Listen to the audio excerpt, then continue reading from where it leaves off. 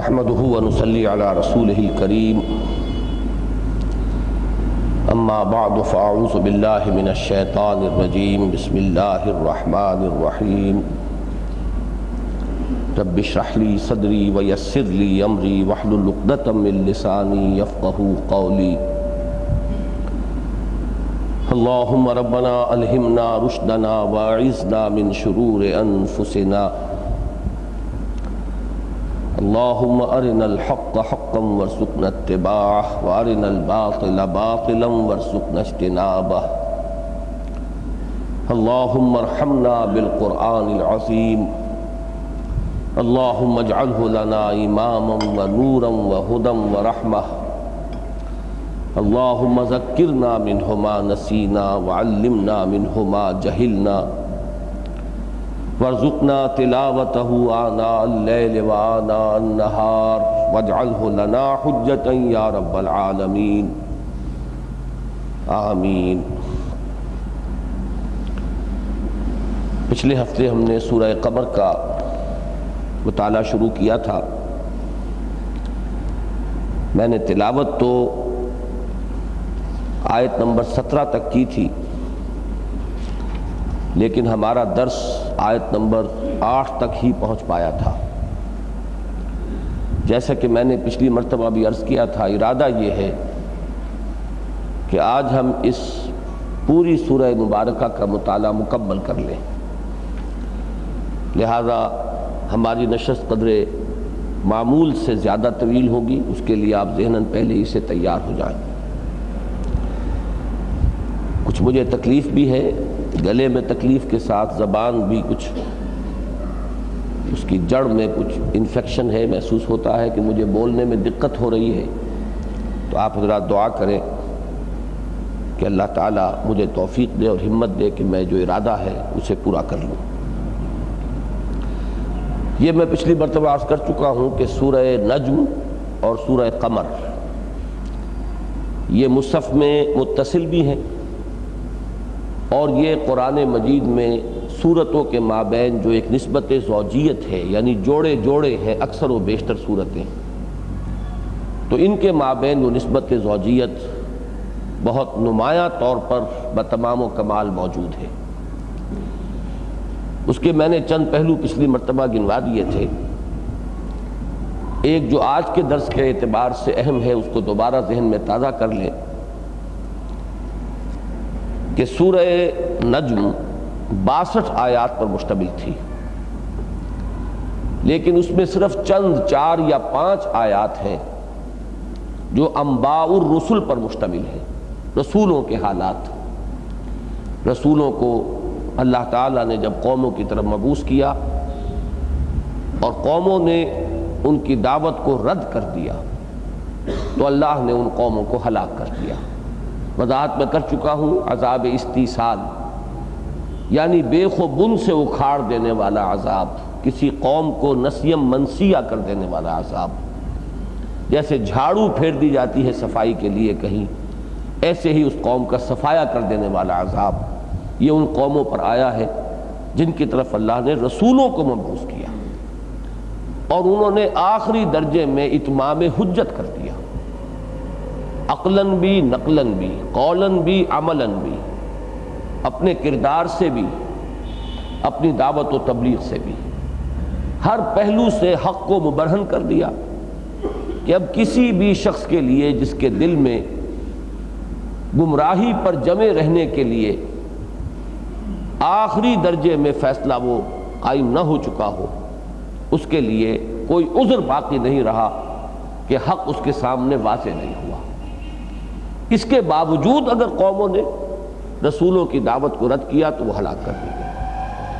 6 قوموں کا ذکر قرآن مجید میں اس سلسلے میں بتکرار و اعادہ آیا ہے۔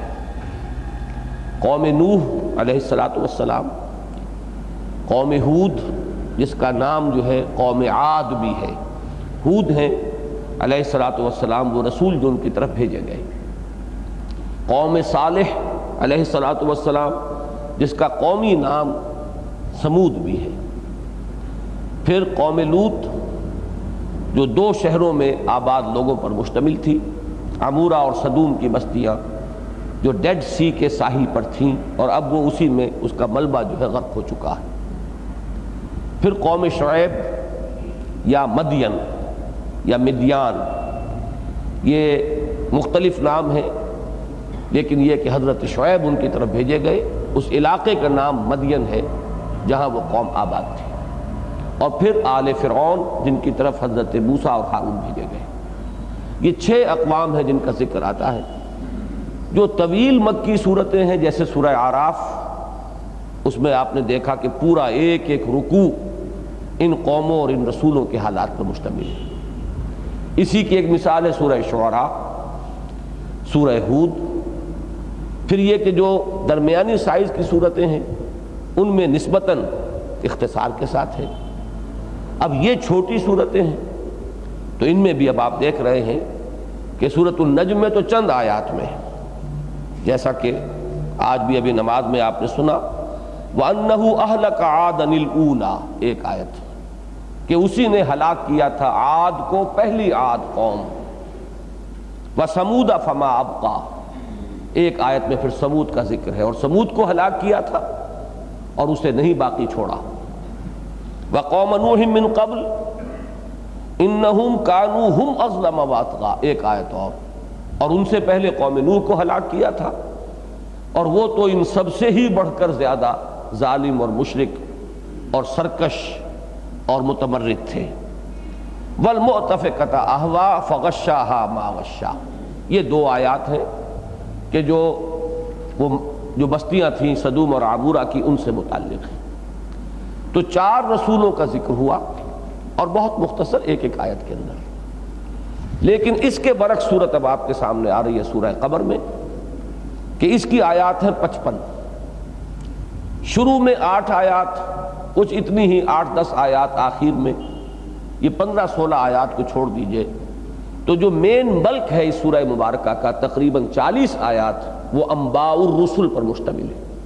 اب وہ تفصیل سے بات یہاں پر آ رہی ہے، اگرچہ اتنی تفصیل نہیں ہے جتنی سورہ ہود میں یا سورہ اعراف میں یا سورہ شعراء کے اندر آپ کو ملتی ہے، لیکن بہرحال سورہ قمر کے مقابلے میں آپ کو نمایاں طور پر نظر آئے گا کہ ان واقعات کا تذکرہ یہاں زیادہ تفصیل سے ہوا ہے۔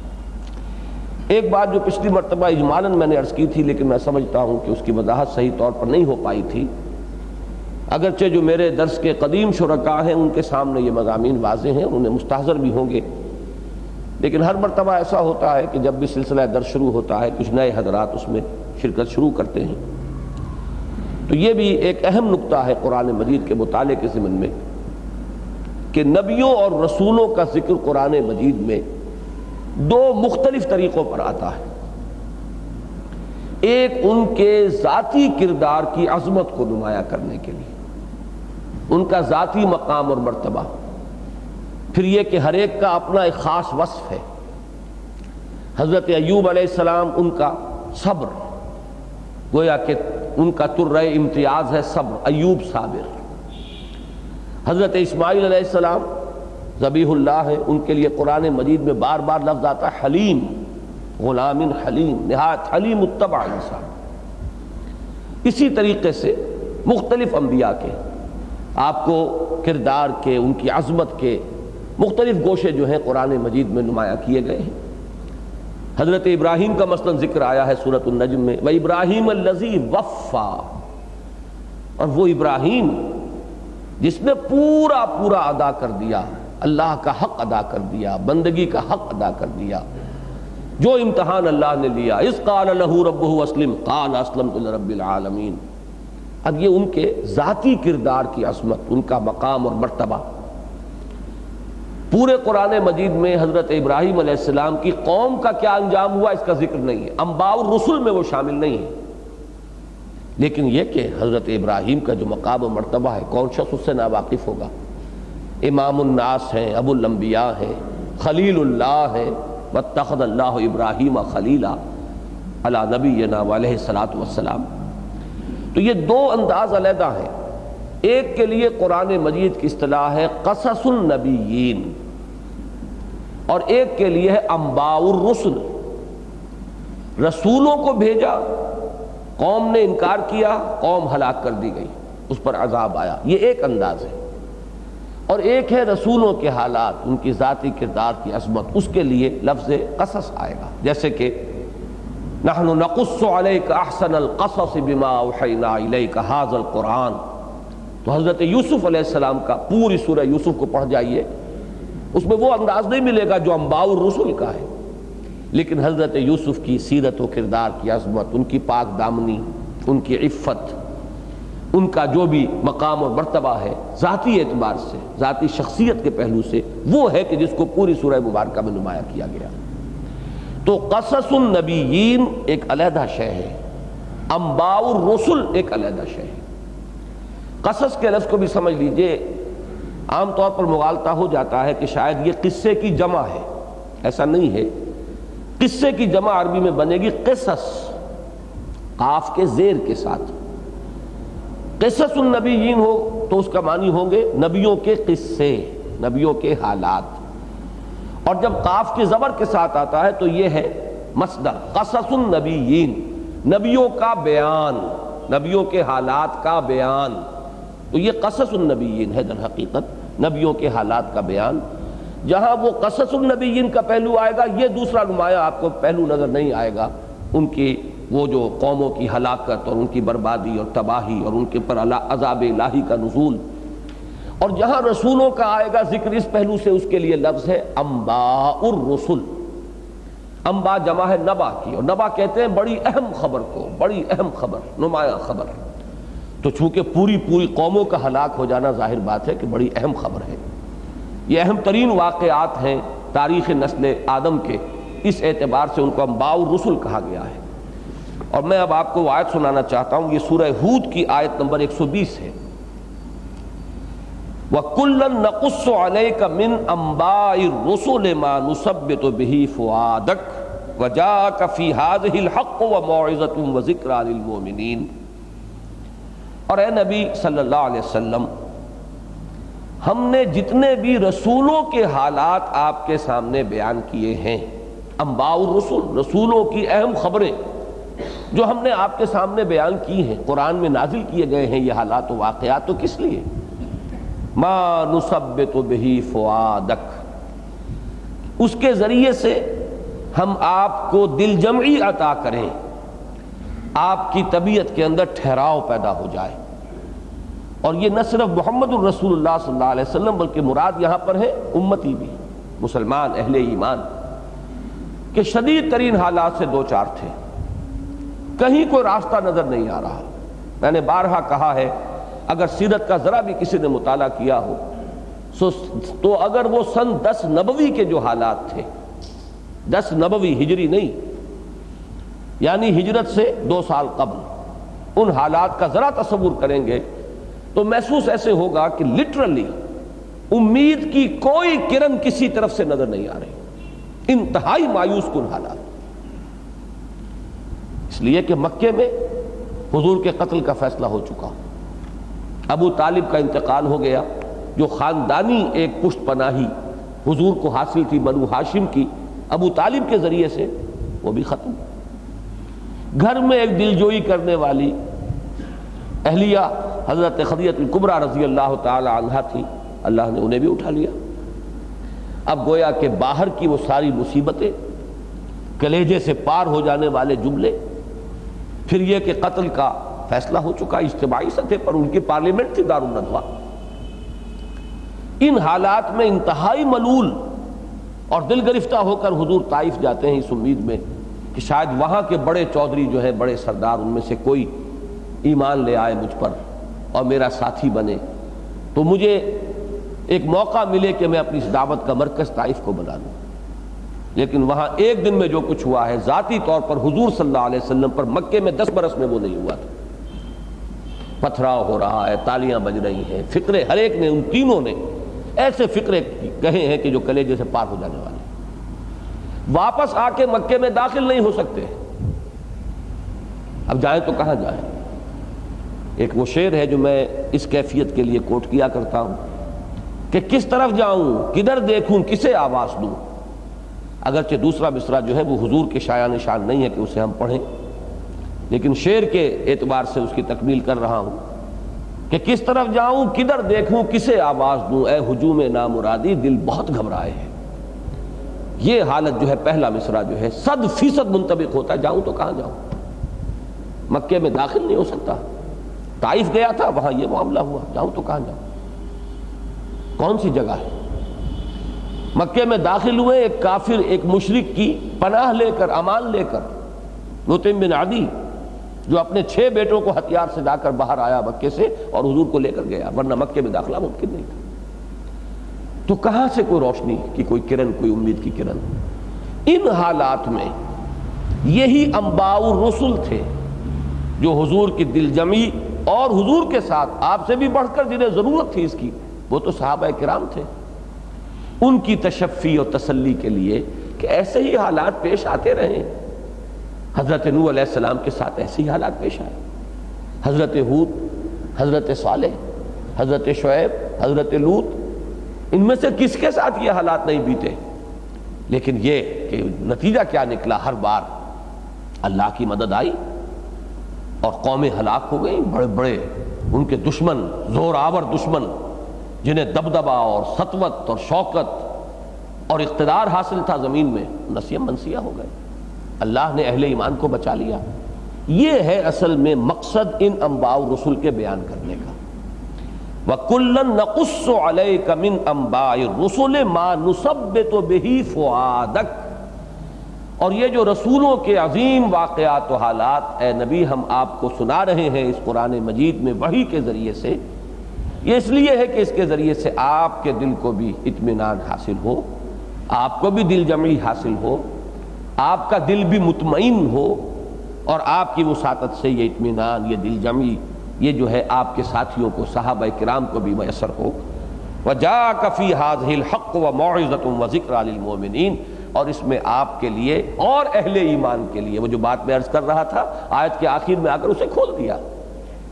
جَاءَكَ فِي هَٰذِهِ الْحَقُّ وَمَوْعِظَةٌ وَذِكْرَىٰ لِلْمُؤْمِنِينَ، اہل ایمان کے لیے اس میں موعظت ہے، نصیحت ہے، یاد دہانی ہے، یہ ساری چیزیں اس لیے ہم آپ کو سنا رہے ہیں۔ تو یہ ہے اصل میں فرق ذہن میں رکھیے، قصص النبیین وہ ایک اور انداز کے شے ہیں، انباء الرسل ایک دوسرے انداز کا معاملہ ہے، اور انباء الرسل کا مقصد وہ ہے کہ جو اس آیہ مبارکہ میں سورہ ہود کی آیت نمبر 120 میں آپ کے سامنے آ گیا ہے۔ اب آئیے ہم مطالعہ شروع کریں۔ اعوذ باللہ من الشیطان الرجیم۔ کذبت قبلہم قوم نوح، اب یہاں شروع ہو رہی ہے بات حضرت نوح علیہ السلام سے۔ یہ ذہن میں رکھیے کہ اگرچہ حضرت آدم علیہ السلام سے تاریخ انسانی شروع ہوتی ہے، اور حضرت آدم بھی نبی تھے لیکن رسول نہیں تھے۔ نبی اور رسول میں کچھ باریک فرق ہے، اس پر بھی کئی مرتبہ تفصیلی گفتگویں ہوئی ہیں، آج پھر مجھے تھوڑا سا اس کا اعادہ کرنا پڑے گا۔ ہر رسول تو لازماً نبی ہے، ہر نبی لازماً رسول نہیں ہے۔ اسے ہمارے ہاں اصولیین کہتے ہیں اپنے قاعدے میں کہ یہ عام اور خاص کی نسبت ہے۔ جیسے مسلم اور مومن، ہر مومن تو لازماً مسلم بھی ہے، ہر مسلم لازماً مومن نہیں ہے۔ اسی طریقے سے قتال اور جہاد، قتال تو لازماً جہاد ہے لیکن جہاد لازماً قتال کا نام نہیں ہے۔ جہاد ایک بہت ہی براڈ بیس ایک شے ہے، جد و جہد، محنت، کوشش، دامے، درمے، سخنے، قلم سے، ہاتھ سے، زبان سے، پیسے سے، جو بھی محنت دین کے لیے ہوگی وہ جہاد فی سبیل اللہ ہے۔ اس کی ایک خاص شکل اور چوٹی جو ہے اس کی وہ قتال فی سبیل اللہ ہے۔ تو قتال خاص ہے اور جہاد عام ہے۔ مسلمان جو بھی کلمہ شہادت پڑھ رہا ہے، نماز، روزہ، حج، زکوٰۃ، وہ اس کا تسلیم کرتا ہے، کوئی ایسی بات نہیں مانتا کہ جو دین کی بنیادی باتوں کی نفی کرتی ہو، وہ مسلمان ہے۔ لیکن ہر مسلمان مومن نہیں ہے، مومن وہ ہے جس کے دل میں یقین پیدا ہو چکا ہو۔ اسی طریقے سے معاملہ رسول اور نبی کا ہے کہ نبی عام ہے، اور ہمارے ہاں جو عام روایات مشہور ہیں کہ 1.25 لاکھ کے قریب انبیاء آئے، اور رسول خاص ہے تو ان کی تعداد بھی 313 آتی ہے روایات میں۔ تو رسولوں کی تعداد کم ہے، نبیوں کی تعداد بہت ہے۔ اب فرق کیا ہے ان کے مابین؟ اس میں بہت سی آراء ہے۔ میں جس چیز پر کہ مطمئن ہوا وہ ہی میں صرف بیان کر رہا ہوں، ورنہ وقت بہت گزر جائے گا، کہ جب کسی نبی کو تعین کے ساتھ کسی قوم کی طرف بھیجا جائے تو اب ان کی حیثیت رسول کی ہے۔ اگر ایسا نہیں ہے، تعین کے ساتھ کسی کی طرف مبعوث نہیں کیا گیا تو وہ نبی ہے۔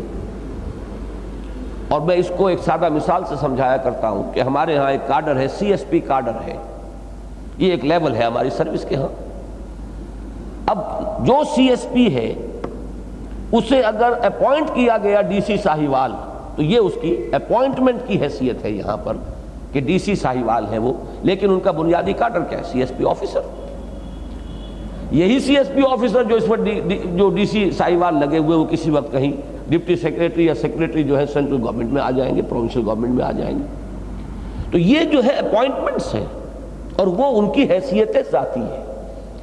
حیثیت ذاتی جو ہے وہ ہے نبی، اور جب نبی بھیج دیا جائے کسی خاص قوم کی طرف، کسی خاص علاقے کی طرف، تو اب وہ رسول ہے۔ اب اس میں ایک فرق پڑ جاتا ہے، یہ بالکل ایسے ہے کہ جیسے اگر کوئی پولیس کا آدمی جا رہا ہو بغیر وردی کے اور کسی نے اسے قتل کر دیا یا کسی نے اس پر حملہ کیا تو یہ ایک عام مقدمہ بنے گا قتل کا۔ لیکن اگر وہ وردی میں ہے، پیٹی بندھی ہوئی ہے، پھر اس پر حملہ ہوا ہے تو یہ حملہ حکومت کے خلاف ہے، یہ صرف اس کے فرد کے خلاف نہیں ہے، یہ بغاوت کے درجے کی شے ہو جائے گی، اس لیے کہ اس وقت وہ یونیفارم میں ہے، اس وقت وہ ریپرزینٹ کر رہا ہے ایک حکومت کو، اس پر اس وقت اقدام جو ہے وہ کہیں زیادہ ایک گھناونا اور کہیں زیادہ بڑا جرم ہوگا بنسبت اس کے کہ اگر وہ شخص اس وقت یونیفارم میں نہیں ہے، ایک عام آدمی کی حیثیت سے جس گلی میں محلے میں رہتا ہے وہاں جھگڑا ہو گیا، کسی نے مار دیا۔ یہی معاملہ ہے نبیوں کے ضمن میں اور رسولوں کے ضمن میں کہ نبی کی قوم نفی کر دے، تردید کر دے، ان کی بات نہ مانے، کوئی ان کے کان پر، کوئی ان کی دعوت پر کان نہ دھرے، تو قوم کا ہلاک ہونا ضروری نہیں ہے۔ یہاں تک کہ اگر نبی کو قتل بھی کر دیا جائے تب بھی قوم کو سزا کا ملنا فوری طور پر کوئی لازم نہیں ہے۔ جیسے حضرت یحییٰ قتل کر دیے گئے، حضرت زکریا قتل کر دیے گئے، نبیوں کا قتل جو ہے قرآن مجید سے متعدد مقامات سے ثابت ہے۔ لیکن رسول وہ ان یونیفارم ہے، وہ اللہ کی طرف سے اپوائنٹڈ ہے، تو نمائندہ ہے اس آسمانی بادشاہت کا۔ جیسے کہ آپ کو معلوم ہے کہ سفیر کا قتل کر دینا گویا کہ اعلان جنگ ہے، رسول کو قتل کرنے کا جب فیصلہ کوئی قوم کر لیتی ہے تو یہ گویا کہ اس کی طرف سے اعلان جنگ ہے اللہ کے خلاف، اور اللہ تعالیٰ رسولوں کو پروٹیکٹ کرتا رہا ہے، کسی رسول کو قتل ہونے نہیں دیا گیا، بلکہ جب یہاں تک نوبت آتی تھی تو پھر قومیں ہلاک کر دی جاتی تھی، رسول کو بچا لیا جاتا تھا، اس لیے کہ وہ اس وقت اپنی صرف ذاتی حیثیت میں ایک اعلیٰ کردار کے انسان کی حیثیت نہیں رکھتے تھے، بلکہ اس وقت وہ اللہ کی اس آسمانی بادشاہت کے سفیر کی حیثیت سے اگر ان کے خلاف اقدام ہوتا ہے تو وہ گویا کہ کھلا چیلنج ہے اس آسمانی بادشاہت کے خلاف۔ آپ کو معلوم ہے سلسلہ جنگوں کا جو شروع ہوا ہے حضور کی حیات طیبہ میں، جو ملک عرب سے باہر جنگوں کا سلسلہ ہے، وہ تو اسی سے تو شروع ہوا ہے کہ حضور کے ایک ایلچی کو شہید کر دیا گیا۔ رومی سلطنت کا ایک باج گزار، غالباً غسان کا وہ امیر کہہ لیں، بادشاہ کہہ لیں، اس نے حضور صلی اللہ علیہ وسلم کا جو گرامی نامہ لے کر گئے تھے جو صحابی، انہیں شہید کر دیا۔ بس یہ اعلان جنگ تھا، اسی سے پھر جنگ موتا ہوئی، پھر اسی کے آگے جو سلسلہ ہے وہ جنگ تبوک کا ہے، یہیں سے سلسلہ جو ہے شروع ہو گیا۔ ورنہ جہاں تک کہ کسریٰ کا تعلق ہے، اس نے توہین بھی کی ہے، سب کچھ کیا ہے، لیکن اس نے سفیر کو قتل نہیں کیا، لہذا وہاں کوئی جنگ حضور کے زمانے میں شروع نہیں ہے۔ جنگوں کا سلسلہ شروع ہوا ہے روم کے ساتھ، یہ عجیب معاملہ ہے۔ بہرحال اس کو بھی ذہن میں رکھیے، چونکہ یہ مضمون یہاں آ رہا ہے اسی درس میں، کہ رسولوں کا معاملہ یہ خاص ہے کہ رسولوں کے بارے میں اللہ کی سنت ہے وَلَقَدْ سَبَقَتْ كَلِمَتُنَا لِعِبَادِنَا الْمُرْسَلِينَ إِنَّهُمْ لَهُمُ الْمَنْصُورُونَ وَإِنَّ جُنْدَنَا لَهُمُ الْغَالِبُونَ۔ رسولوں کے باب میں ہماری یہ بات طے شدہ ہے، طے ہو چکی ہے کہ ان کی لازماً مدد ہوگی اور وہی غالب آ کر رہیں گے، وہ مغلوب نہیں ہو سکتے۔ اس رکوع میں بھی وہ لفظ آ رہا ہے۔ تو میں نے بات کہاں سے شروع کی تھی کہ اگرچہ پہلے نبی تو حضرت آدم ہیں لیکن پہلے رسول حضرت نوح علیہ السلام. حضرت آدم اور حضرت نوح کے مابین بھی بعض نام ملے ہمیں ملتے، حضرت شیس علیہ السلام، حضرت ادریس علیہ السلام، لیکن یہ بھی انبیاء ہیں. پہلے رسول جو ہے نوع انسانی کی طرف وہ حضرت نوح علیہ السلام ہے. تو جہاں بھی کہیں انباء الرسل کا ذکر ہوگا وہاں بات شروع ہوگی حضرت نوح علیہ السلام سے. سورہ مریم میں حضرت ادریس کا ذکر ہے اور مختلف مقامات میں. قرآن مجید میں حضرت شیس کا ذکر نہیں ہے لیکن تورات میں ہے. تو مختلف انبیاء تو حضرت آدم سے پہلے ہیں، خود حضرت آدم نبی ہیں، لیکن رسول جو ہے پہلے وہ حضرت نوح علیہ السلام ہے. لہذا بات ہمیشہ جہاں انباء الرسل کی آئے گی تو پہلا ذکر جو ہوگا حضرت نوح کا. کذبت قبلہم قوم نوح، جھٹلایا تھا ان سے پہلے نوح کی قوم نے علیہ الصلوۃ والسلام. فکذبوا عبدنا، تو انہوں نے جھٹلایا ہمارے بندے کو. یہ عبدنا کے لفظ پر ذرا توجہ کیجئے، اس میں بڑی شفقت ہوتی ہے جب اللہ تعالیٰ کسی بندے کے لیے یہ لفظ استعمال کرتا ہے ہمارا بندہ. اس میں جو اپنائیت، جو اس میں ایک خاص شفقت، عنایت، لطف و کرم، ایک خصوصی نسبت کا جو ظہور ہوتا ہے اس لفظ میں، یہ کیفیات اتنی گاڑھی کسی اور لفظ میں آپ کو نہیں ملیں گی. اور یہ لفظ سب سے زیادہ کثرت کے ساتھ قرآن میں حضور کے لیے آیا، اور وہیں آیا ہے کہ جہاں پر حضور کا کو بہت اعلیٰ رتبہ بیان کرنا جو ہے وہ پیش نظر ہے. سبحان الذی اسری بعبدہ لیلا من المسجد الحرام الی المسجد الاقصی. واقعہ معراج، یہ رجب کا مہینہ گزر رہا ہے، معراج کا ذکر ہو رہا ہے، تو وہاں بھی اب عروج کتنا بڑا واقعہ ہے، تاریخ انسانی کا منفرد واقعہ ہے. لیکن اس کے لیے نسبت جو ہے یہ بھی ہو سکتی تھی سبحان الذی اسری برسولہ لیلا من المسجد الحرام الی المسجد الاقصی، یا سبحان الذی اسری بنبیہ لیلا من المسجد الحرام الی المسجد الاقصی. نہیں، سبحان الذی اسری بعبدہ. اس میں جو مٹھاس ہے، میں اس کو اپنے تاثرات کو صحیح الفاظ میں پیش نہیں کر پا رہا کہ جو مٹھاس اس میں ہے وہ کسی اور لفظ میں نہیں. اسی طریقے سے الحمدللہ الذی انزل علی عبدہ الکتاب ولم یجعل لہ عوجا تبارک الذی نزل الفرقان علی عبدہ لیکون للعالمین نذیرا. تو حضور کی یہ شان عبدیت جو ہے یہ بہت نمایاں ہے، اور مجھے بعض صوفیاء کے اس قول سے اتفاق ہے جس کو میرے خیال میں صحیح طور پر نہ سمجھنے کی وجہ سے بہت سے حضرات اس سے بہت بدکتے ہیں. بعض لوگوں کا کہنا یہ ہے کہ ولایت نبوت سے افضل ہے. اب اس جملے کا ان کے نزدیک کیا مطلب ہے، میں اس کی ضمانت دیے بغیر جو بات عرض کر رہا ہوں. ولایت کا تعلق جو ہے عبدیت کے ساتھ ہے، نبوت کا تعلق رسالت کے ساتھ ہے. تو جو ہستی نبی بھی ہے، رسول بھی ہے، عبد بھی ہے، ولی بھی ہے، ان سے بڑا ولی اللہ کون ہوگا؟ اب ان کی ذات میں جو یہ مختلف نسبتیں ہیں، ان میں نسبت ولایت و عبدیت کو بالا تری حاصل ہے نسبت نبوت و رسالت سے. یہ مقام عروج ہے. عبد جو ہے اپنے رب کے سامنے کھڑا ہوتا ہے، انی وجہت وجہی للذی فطر السماوات والارض حنیفا، جیسے کہ علامہ اقبال نے ریکنسٹرکشن میں کہا ہے کہ عبادت کیا ہے؟ انائے صغیر کا انائے کبیر کے روبرو آنا اور ہم کلام ہونا. یہ ہماری جو فائنائٹ ایگو ہے، ہماری انائے محدود، اور وہ انفائنائٹ ایگو ہے اللہ کی. دی بگ آئی ایم اننی انا اللہ لا الہ الا انا فاعبدنی. میں ہوں وہ اللہ کے جس کے سوا کوئی الہ نہیں. یہ ہے وہ انائے کبیر. تو پریئر، میننگ آف پریئر ان اسلام کا جو ان کا لیکچر ہے ریکنسٹرکشن میں، وہ شروع یہاں سے ہوتا ہے کہ یہ نسبت عبدیت جو ہے یہ بلندتر ہے. شیخ عبد القدوس گنگوہی رحمۃ اللہ علیہ کا جو وہاں انہوں نے جملہ کوٹ کیا ہے کہ شیخ عبد القدوس گنگوہی ایک روز مراقبے میں بیٹھے ہوئے تھے، بلکہ وہاں جو جملہ ہے وہ دوسرا ہے، محمد عربی بالائے آسماں رفت تو باز آمد، بخدا اگر من رفت میں باز نہ آمد میں. محمد عربی آسمان کے اوپر گئے اور واپس تشریف لے آئے. خدا کی قسم اگر کہیں میں پہنچ جاتا وہاں پھر کبھی نہ آتا. تو انہوں نے بتایا کہ یہ نسبت ولایت اور نسبت نبوت اور رسالت کا فرق ہے. رسول خلق خدا کی طرف مبعوث کیا جاتا، اب جاؤ اذهب الى فرعون انه طغى، آپ اندازہ کیجئے کوہ طور پر مخاطبہ ہو رہا ہے، مکالمہ ہو رہا ہے، اس کی کیا لذتیں ہوں گی، اس کی کیا کیفیات ہوں گی. تو وہاں سے اب کہا جاؤ، اب ایک فرض ہے تمہارے کندھے پر، اذهب الى فرعون انه طغى، اب جاؤ.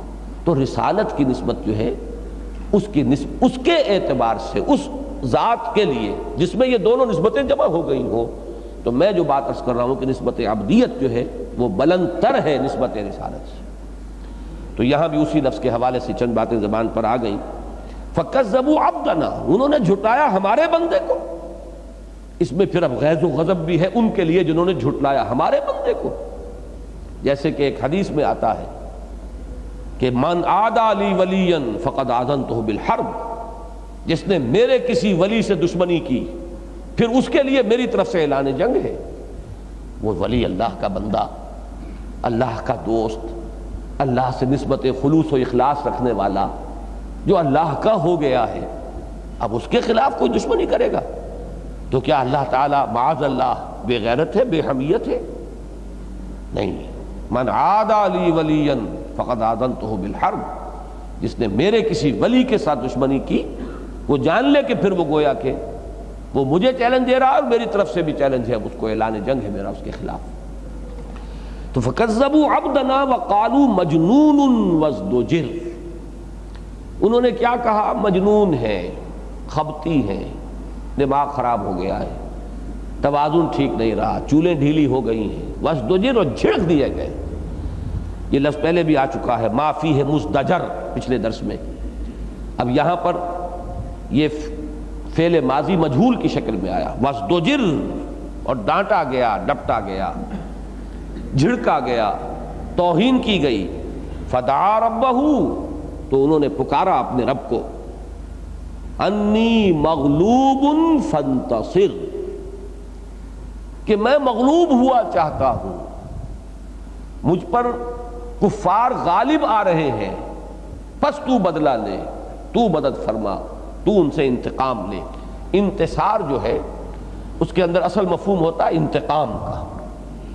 یہ بھی وہی قانون ہے کہ رسول مغلوب نہیں ہو سکتا. وَلَقَدْ سَبَقَتْ كَلِمَتُنَا لِعِبَادِنَا الْمُرْسَلِينَ إِنَّهُمْ لَهُمُ الْمَنْصُورُونَ وَإِنَّ جُنْدَنَا لَهُمُ الْغَالِبُونَ. یہ قانون ہے ہمیشہ سے. نبی مغلوب ہو سکتا ہے، نبی قتل ہو سکتا ہے، لیکن رسول جو کسی قوم کی طرف اللہ کا نمائندہ اور ایلچی بن کر بھیجا گیا ہو، بنا کر، اس کے خلاف اس طرح کا اقدام یہ گویا کہ اللہ کے خلاف اعلان جنگ ہے، اور پھر اللہ کی طرف سے نصرت آ کر رہتی ہے اور اس قوم کو ہلاک کر دیا جاتا ہے. فدعا ربہ انی مغلوب فانتصر ففتحنا ابواب السماء بماء منہمر، تو کھول دیے ہم نے آسمان کے دروازے اس پانی کے ساتھ جو چھاجوں برس رہا تھا.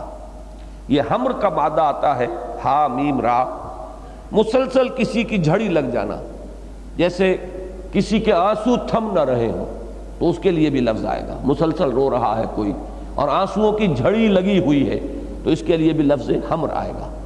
تو بماء منہمر، ایسے پانی کے ساتھ ہم نے دروازے کھول دیے کہ چھاجوں میں برسا اور برستا چلا گیا. وَفَجَّرْنَا الْأَرْضَ عُيُونًا، اور ہم نے زمین کو پھاڑ دیا چشموں کی صورت میں.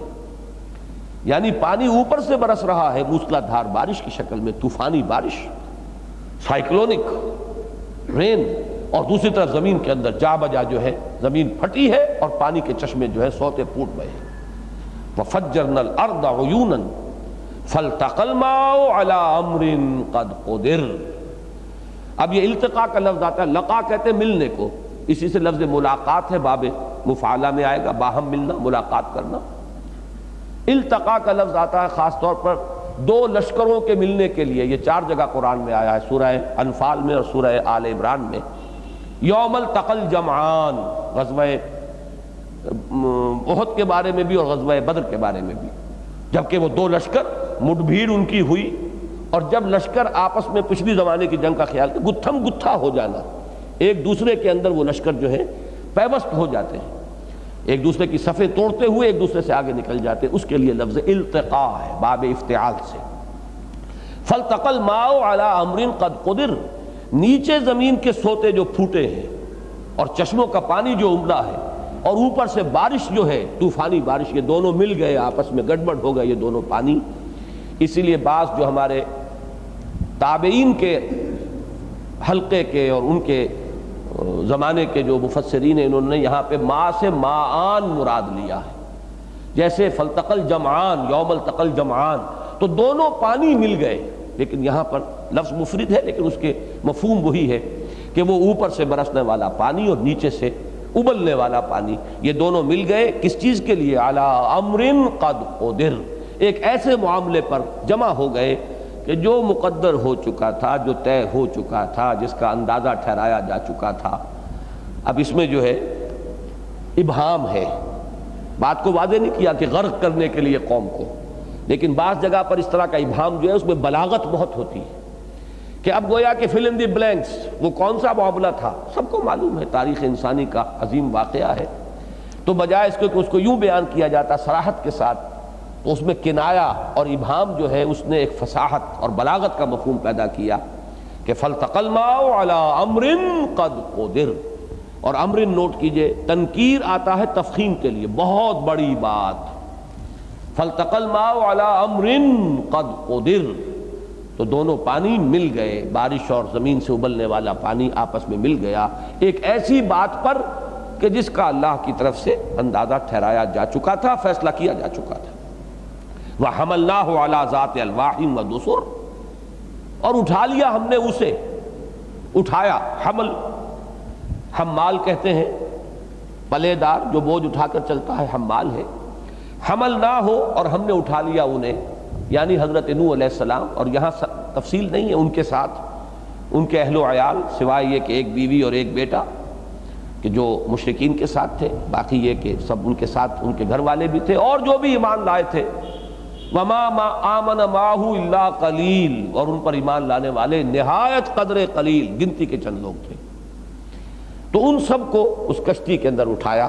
اب کشتی کے لیے بھی دیکھیں یہاں پہ لفظ جو ہے کشتی نہیں لائے، اس میں بھی وہ ابہام۔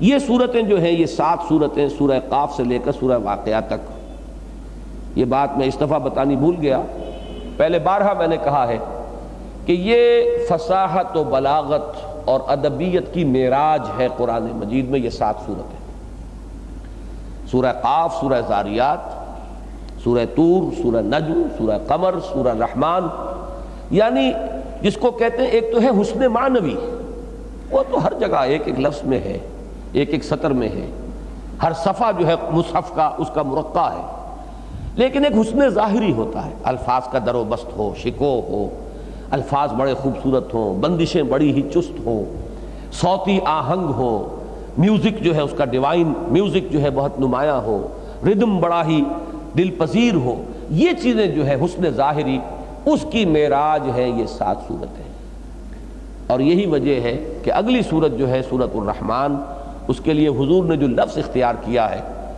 کہ سورۃ الرحمن عروس القرآن، یہ قرآن کی دلہن ہے، جیسے دلہن کو آپ سجاتے ہیں، بناؤ سنگھار کرتے ہیں، بہتر سے بہتر لباس ہے، تو یہ قرآن مجید کی دلہن ہے اگلی صورت، باقی یہ وصف جو ہے مشترک ہے۔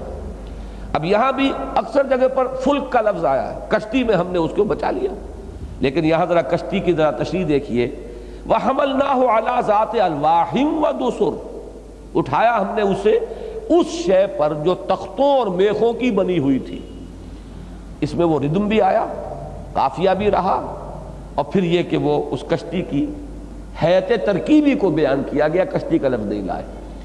لوح کہتے ہیں تختے کو، الواح اس کی جمع ہے، ظاہر بات ہے بڑے بڑے تختوں کو میخوں کے ساتھ جو ہے جوڑ کر ہی کشتی بنتی ہے۔ دسر کہتے ہیں عربی زبان میں کسی چیز کو قوت کے ساتھ دھکیلنا، تو آپ کو معلوم ہے کہ وہ میخ جو ہے اس کو آپ دھکیلتے ہیں لکڑی کے اندر اور زور سے اس کے اوپر جو ہتھوڑا مارتے ہیں، تو وہ دسر میخیں اور الواح، تختوں اور میخوں والی پر ہم نے انہیں اٹھا لیا۔ تجریب اعیننا، وہ چل رہی تھی پانی میں، بے اعیننا، ہماری نگاہوں میں، اس کے کیا معنی ہے؟ یعنی خاص ہماری حفاظت میں، ہماری نگرانی میں۔ اس طوفانی بارش میں کسی کشتی کا بچنا بھی ممکن نہیں تھا جب تک کہ کوئی خاص حکم ربی نہ ہو، اس لیے کہ بارش اوپر سے جس طور سے برس رہی ہو، اس میں کسی کشتی کا بچ جانا، وہ بھی تو معجزات ہی میں سے ہے، اللہ تعالیٰ کی اس خاص قدرت کا ظہور ہے۔ تو فرمایا تجریب اعیننا، ہماری حفاظت میں، ہماری نگرانی میں، ہماری نگاہوں میں وہ چل رہی تھی، جزاء لمن کان کفر، بدلے کے طور پر یہ حال ہے یہاں اس کے لیے جس کی ناشکری کی گئی تھی۔ اب یہ لمن کان کفر کون ہے؟ حضرت نوح علیہ السلام، جن کی ناشکری کی گئی، ناقدری کی گئی صحیح لفظ ہوگا، شکر کا لفظ جو ہے ہم اردو میں اس معنی میں بولتے نہیں ہیں، ناشکری، ناقدری، جس کی ناقدری کی گئی، ان کے لیے اللہ کے رسول 950 برس دعوت دیتے رہے، محسن ہیں، لوگوں کو بچانے کی فکر کر رہے ہیں، وارن کر رہے ہیں کہ تباہی آ کر رہے گی، تو لیکن یہ کہ ان کی ناقدری کی گئی، ناشکر پن کا اب جو کچھ ان کے ساتھ کیا گیا اللہ نے اس کو بدلہ دیا۔ وَلَقَدْ تَرَكْنَاهَا آیَةً، اور ہم نے اس کو چھوڑ دیا، باقی رکھا ایک نشانی کے طور پر۔ ہا کی جو ضمیر ہے یہاں، ضمیر اس کو منصوب کہیں گے، ترکنا ہا یہ مفعول ہے، چھوڑ دیا ہم نے اس کو۔ کس کو چھوڑ دیا؟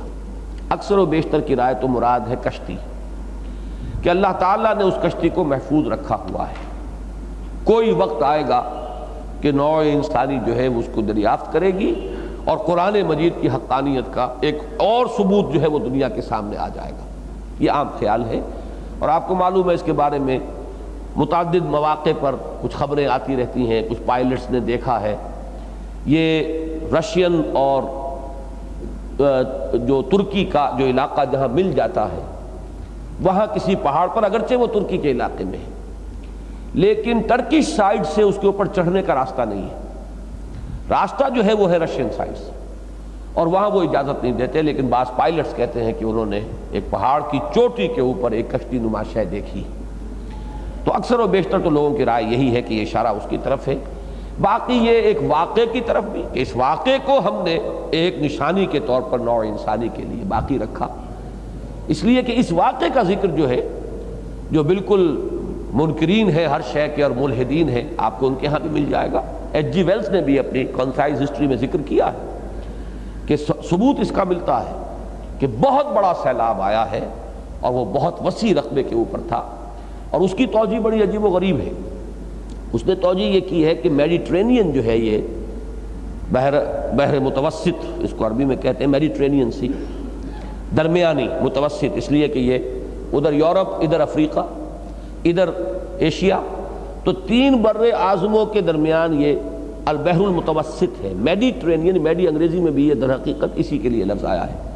ٹیرینز جو ہیں ان کے درمیان میں یہ ایک بڑی سی جھیل ہے، اصل میں تو امریکہ میں جس سائز کی جھیلیں ہیں اس کے اعتبار سے اسے وہ 3-4 جھیلیں وہاں کی ملا لی جائیں تو وہ میڈیٹرینین سی بن جائے گا۔ اس کا کہنا یہ ہے کہ یہ جو مڈل ایسٹ کا علاقہ ہے، مغربی ایشیا کا، یہاں تھی قوم نوح آباد، اور خاص طور پر اس کا مسکن جو ہے وہ علاقہ ہے۔ یہ تحقیق جو ہے مجھے بھی اس سے اتفاق ہے کہ جو علاقہ اس وقت کردستان کہلاتا ہے، یہ 4 ملکوں کی سرحدوں پر ہے، یہ سنگم ہے 4 ملکوں کا۔ ادھر سے آرمینیا کہ جو رشیا کا علاقہ ہے، ادھر سے ایران، عراق اور ترکی، یہ 4 جو ہے، اسی لیے یہ کرد جو ہے اپنی آزادی کے لیے جنگیں کرتے ہیں اور خود اختیاری کے لیے، کہ یہ منقسم ہے۔ جیسے بلوچ کچھ بلوچستان میں ہیں اور کچھ پاکستان میں ہیں، کچھ افغانستان میں ہیں، 3 ملکوں میں منقسم ہیں۔ پٹھان ہیں، افغانستان میں ہیں، پاکستان میں ہیں، پاکستان میں 2 صوبوں میں ہیں، بلوچستان میں بھی ہیں اور NWFP میں بھی ہیں۔ تو بہت سی اس طرح کی نیشنلٹیز ہیں دنیا میں جو اس وقت ڈیوائیڈڈ ہیں ملکوں کے مابین، اور ان کے ہاں یہ تحریک چلتی ہے کہ ہمارا گریٹر بلوچستان ہو یا ہمارا پختونستان ہو، اسی طریقے سے وہ کردستان کے لیے، تو 4 ملکوں میں منقسم ہے، اور یہی علاقہ حضرت نوح علیہ السلام کی قوم کا ہے۔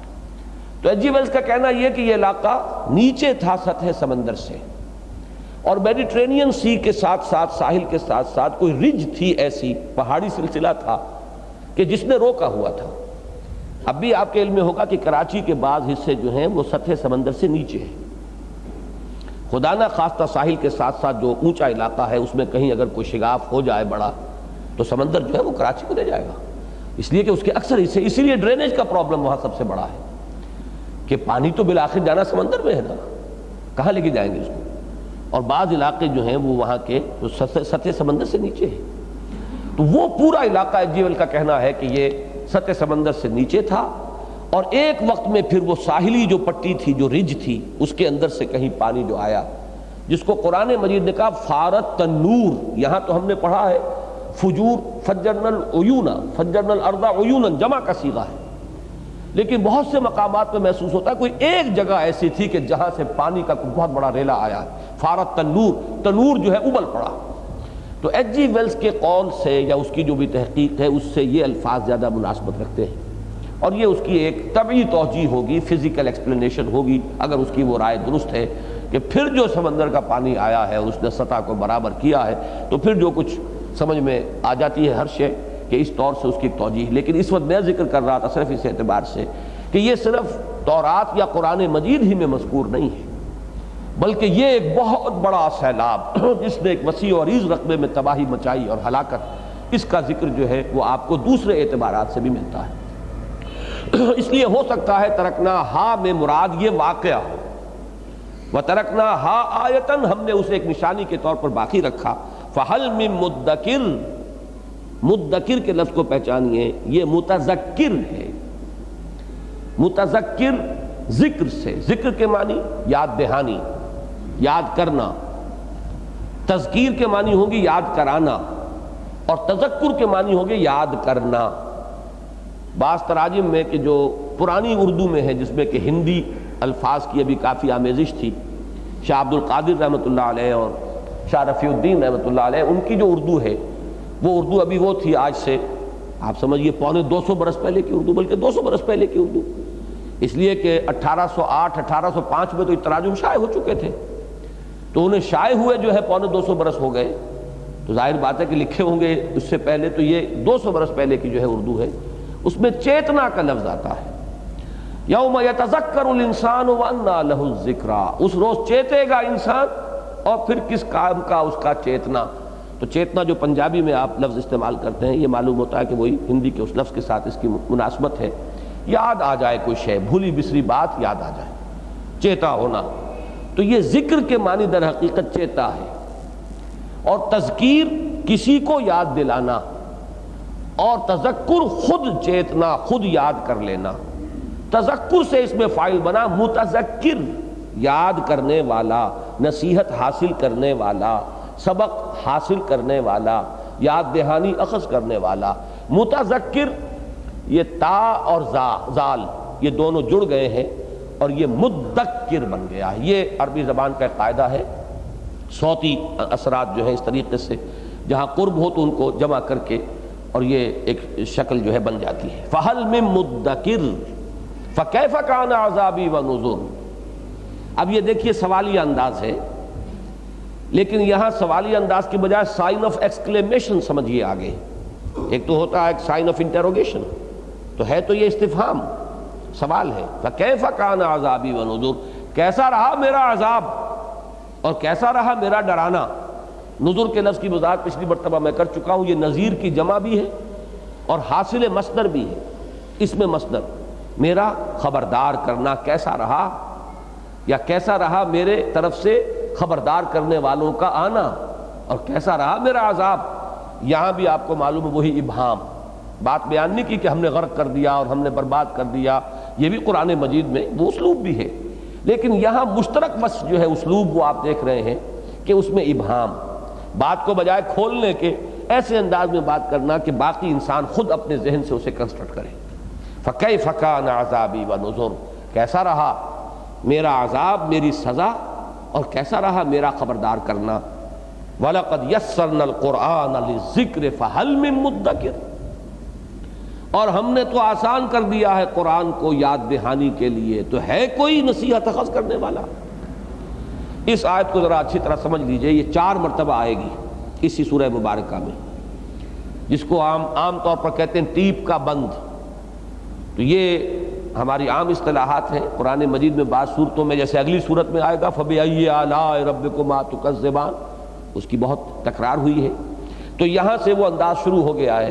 یہ اس سورہ مبارکہ میں وہ 4 مرتبہ یہ الفاظ آئیں گے. ہم نے قرآن کو آسان کر دیا ہے ذکر کے لیے، تو ہے کوئی نصیحت اخذ کرنے والا.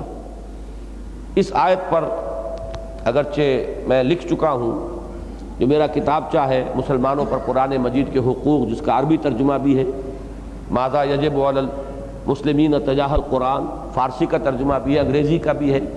ہماری یہ پوری جو قرآنی تحریک تھی اس کا نقطہ آغاز جو ہے، سٹارٹنگ پوائنٹ، دو پمفلٹ ہی تھے میرے، ایک یہ مسلمانوں پر قرآن مجید کے حقوق والا، اور دوسرا یہ اسلام کی نشرت ثانیہ کرنے کا اصل کام۔ یہ سارا جو ہے در حقیقت اسی کا یہ پھیلاؤ ہے، وہی نقشہ تھا جو میں نے رکھ دیا تھا۔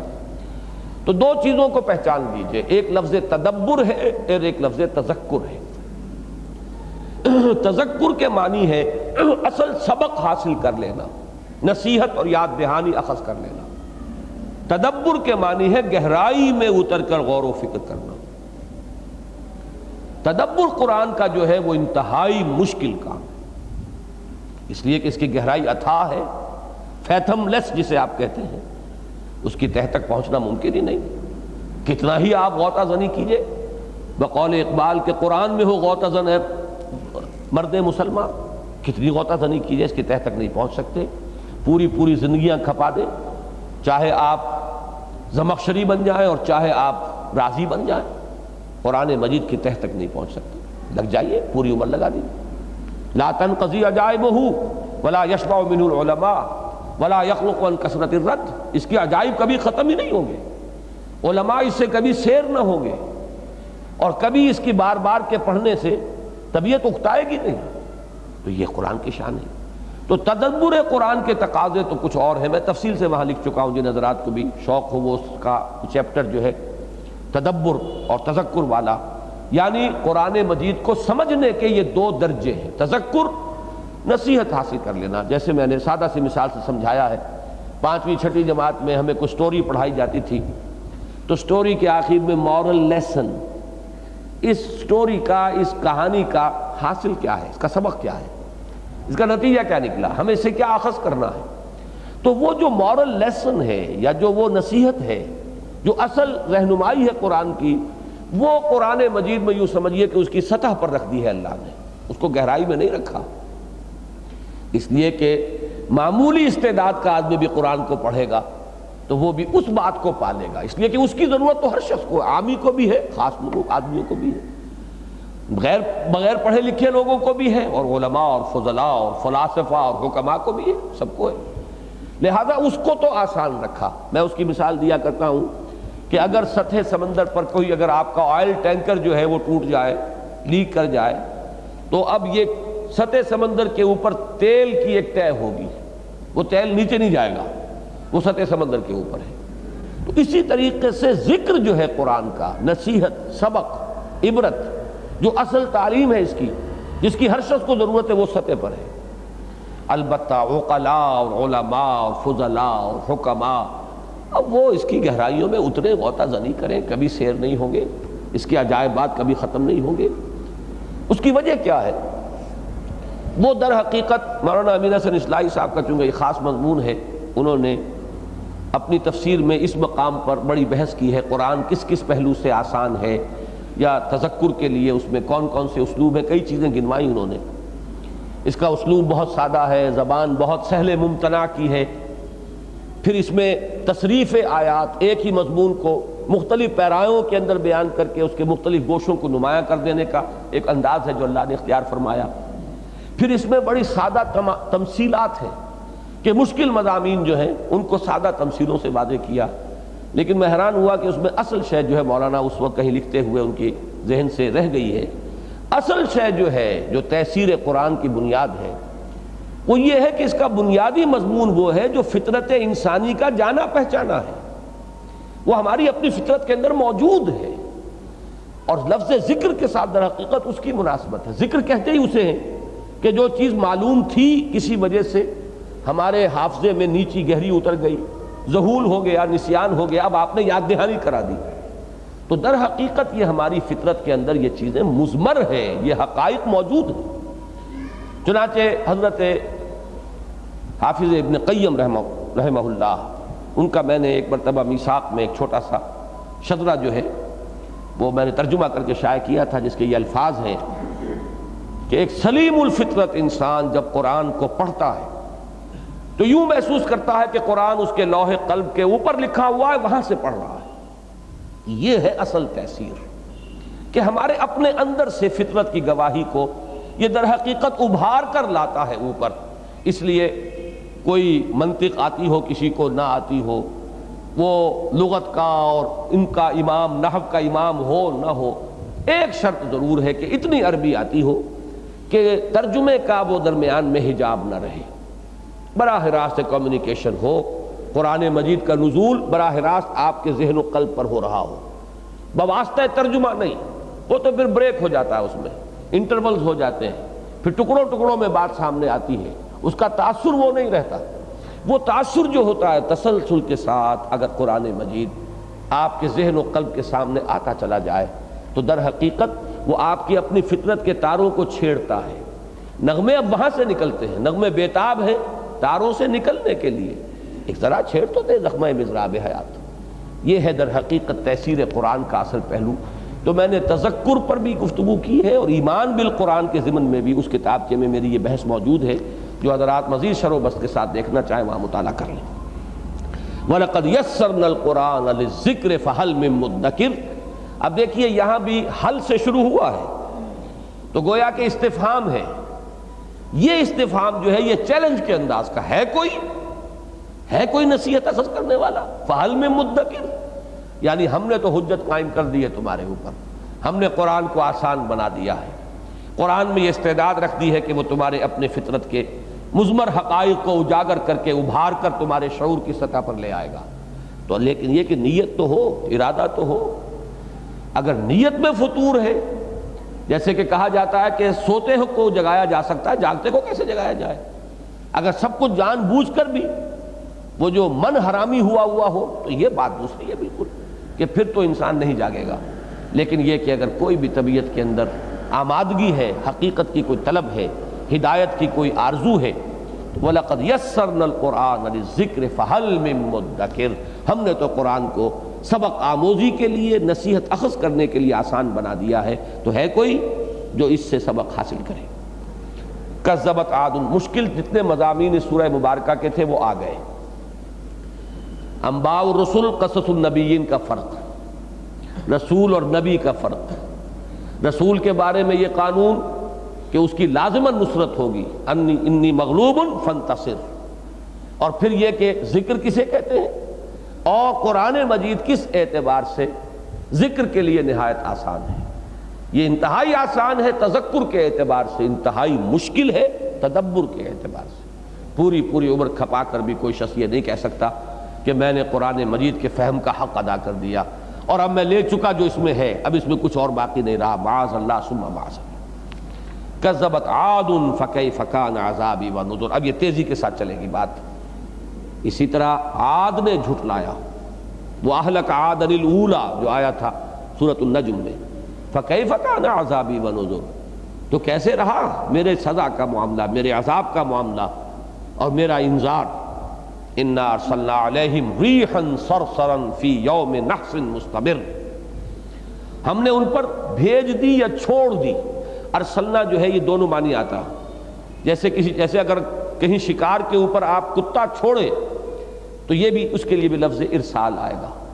تو جیسے کہ ہوا، زوردار ہوا کا دباؤ کہیں تھا اور اللہ نے اس ہوا کو چھوڑ دیا، یہ چھوڑنا ہے۔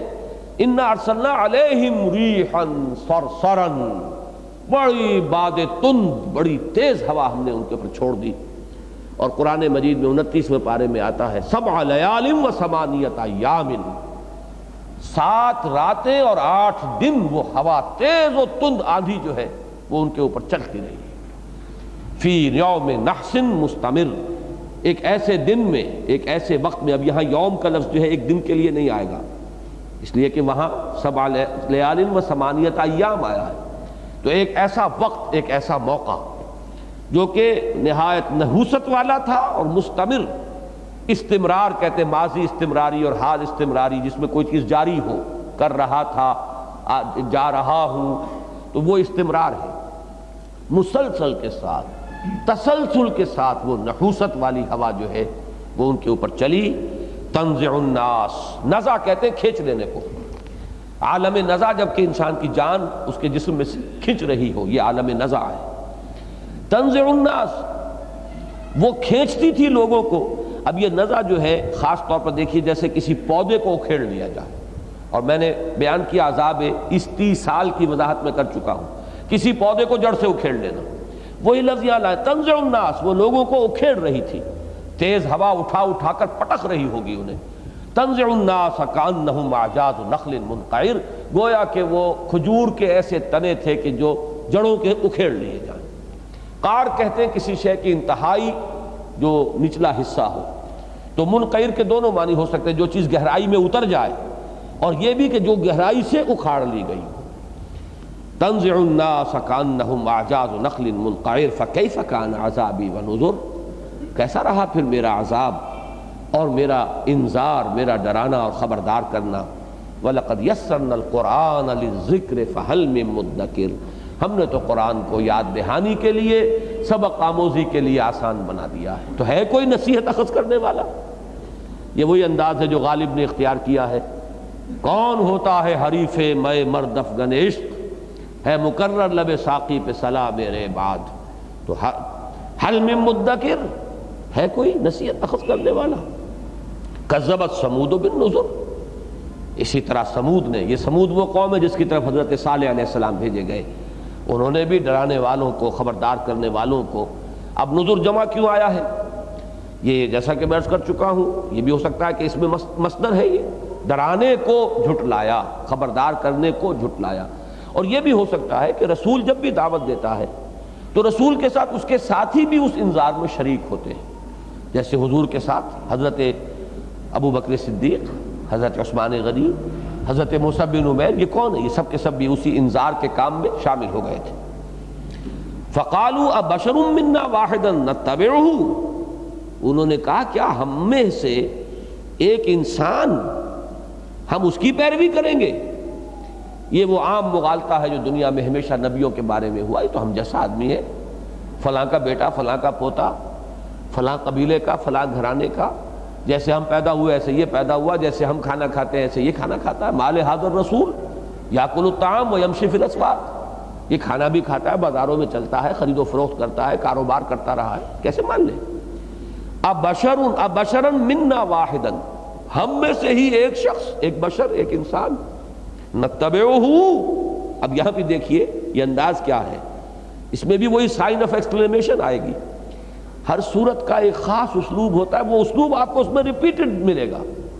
اس کی پیروی کریں ہم، کیا ہم اس کی پیروی کریں گے؟ یعنی نہیں کریں گے۔ یہ در حقیقت انکار کا انتہائی بلیغ پیرایا ہے، ہرگز ہم تیار نہیں ہیں کہ ہم جیسا ایک انسان ہم اس کی پیروی کریں۔ اس کو اللہ کا رسول ماننے کا مطلب کیا ہے؟ اس کی ہر بات ماننی پڑے گی، اس کا حکم سر آنکھوں پر رکھنا ہوگا، اس کی پیروی کرنی پڑے گی۔ رسول تو جیسے کہ قرآن میں فرمایا وَمَا أَرْسَلْنَا مِن رَسُولٍ إِلَّا لِيُطَاعَ بِإِذْنِ اللَّهِ، ہم نے نہیں بھیجا کوئی بھی رسول مگر اس لیے کہ اس کی اطاعت کی جائے اللہ کے اذن سے، اللہ کے حکم سے، تو ہم تو اس کے لیے تیار نہیں۔ إِنَّا إِذًا لَفِي ضَلَالٍ وَسُعُرٍ، اگر ہم ایسا کریں، اذن جو ہے اگر ایسا کریں بالفرض، تو ہم تو ہو گئے بڑے بھٹکے ہوئے اور بڑے خبتی ہو جائیں گے، اب ہمارا تو گویا کہ ہماری کوئی حیثیت نہیں رہے گی۔ سور کہتے ہیں نادانی کو بھی اور کسی کے دماغ کے اندر خلل آ جانے کو، ضلال کہتے ہیں بھٹک جانے کو۔ اپنے جیسے ایک انسان کو اللہ کا رسول مان کر اس کی پیروی کریں، اس کے پیچھے چلیں، اس کا حکم مانیں، تو ہم سے زیادہ بھٹکا ہوا کون ہوگا؟ پھر ہم سے زیادہ جو ہے جو دماغ کی خرابی اور کس کو لاحق ہوگی؟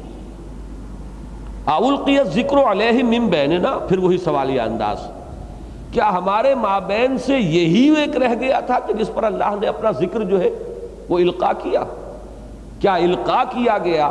ذکر کہا، دیکھیے لفظ یہاں پہ یاد دہانی کو، اللہ تعالیٰ کی جو کتاب آئی ہے یاد دہانی کے لیے آئی ہے، تو کیا یہ یاد دہانی اسی پر اتاری گئی؟ آخر مطلب کیا ہے ذرا اندازہ کریں آپ اس کو، اگر میں جو ہماری کولوکیل لینگویج ہے ان میں کون سا سرخاب کا پر لگا ہوا تھا؟ یہ کوئی آسمان سے اترے ہیں؟ اگر اللہ کو وحی نازل کرنی تھی تو ہم پہ کر دیتا، ہمارے بڑے بڑے چودھری ہیں ان پر کرتا، بڑے سردار ہیں ان پر کرتا، جیسے کہ لوگوں نے کہا قریش نے کہ لولا انزل ھذا القرآن علی رجل من القریتین عظیم، مکہ اور طائف اتنے بڑے بڑے شہر، اس میں بڑے بڑے لوگ ہیں، بڑے چودھری ہیں، سردار ہیں، سرمایہ دار ہیں، جتھے والے ہیں، جتھے دار ہیں، ان پر کیوں نہیں قرآن نازل کیا گیا؟ یہ یتیم، آمنہ کا لال اور بنی ہاشم کا یتیم، کوئی دولت نہیں، کوئی مال نہیں، کوئی ثروت نہیں، کوئی حیثیت نہیں، ان میں کون سا سرخاب کپڑ لگا ہوا تھا کہ انہیں چنا اللہ نے؟ بالکل وہ انداز ہے۔ اَأُلْقِيَ الذِّكْرُ عَلَيْهِ مِن بَيْنِنَا، کیا ہمارے مابین سے، فرام امنگسٹ اس من بیننا، انہی کو چوز کیا گیا ہے؟ یہی بہت جو ہے اللہ کو پیارے ہوئے کہ ذکر ان پر القا کیا گیا۔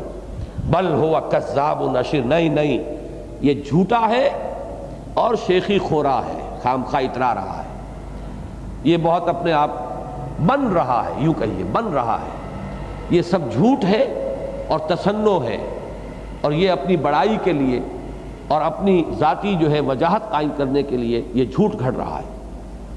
سَيَعْلَمُونَ غَدًا مَنِ الْكَذَّابُ الْأَشِرُ، جان لیں گے یہ کل کہ کون ہے کذاب اور اشر، کون ہے جھوٹا۔ اب اس میں جو غضب اللہ کا جو مضمر ہے، جو انداز ہے، یہاں پہ یہ نہیں بتایا گیا کہ یہ بات کہہ دی گئی۔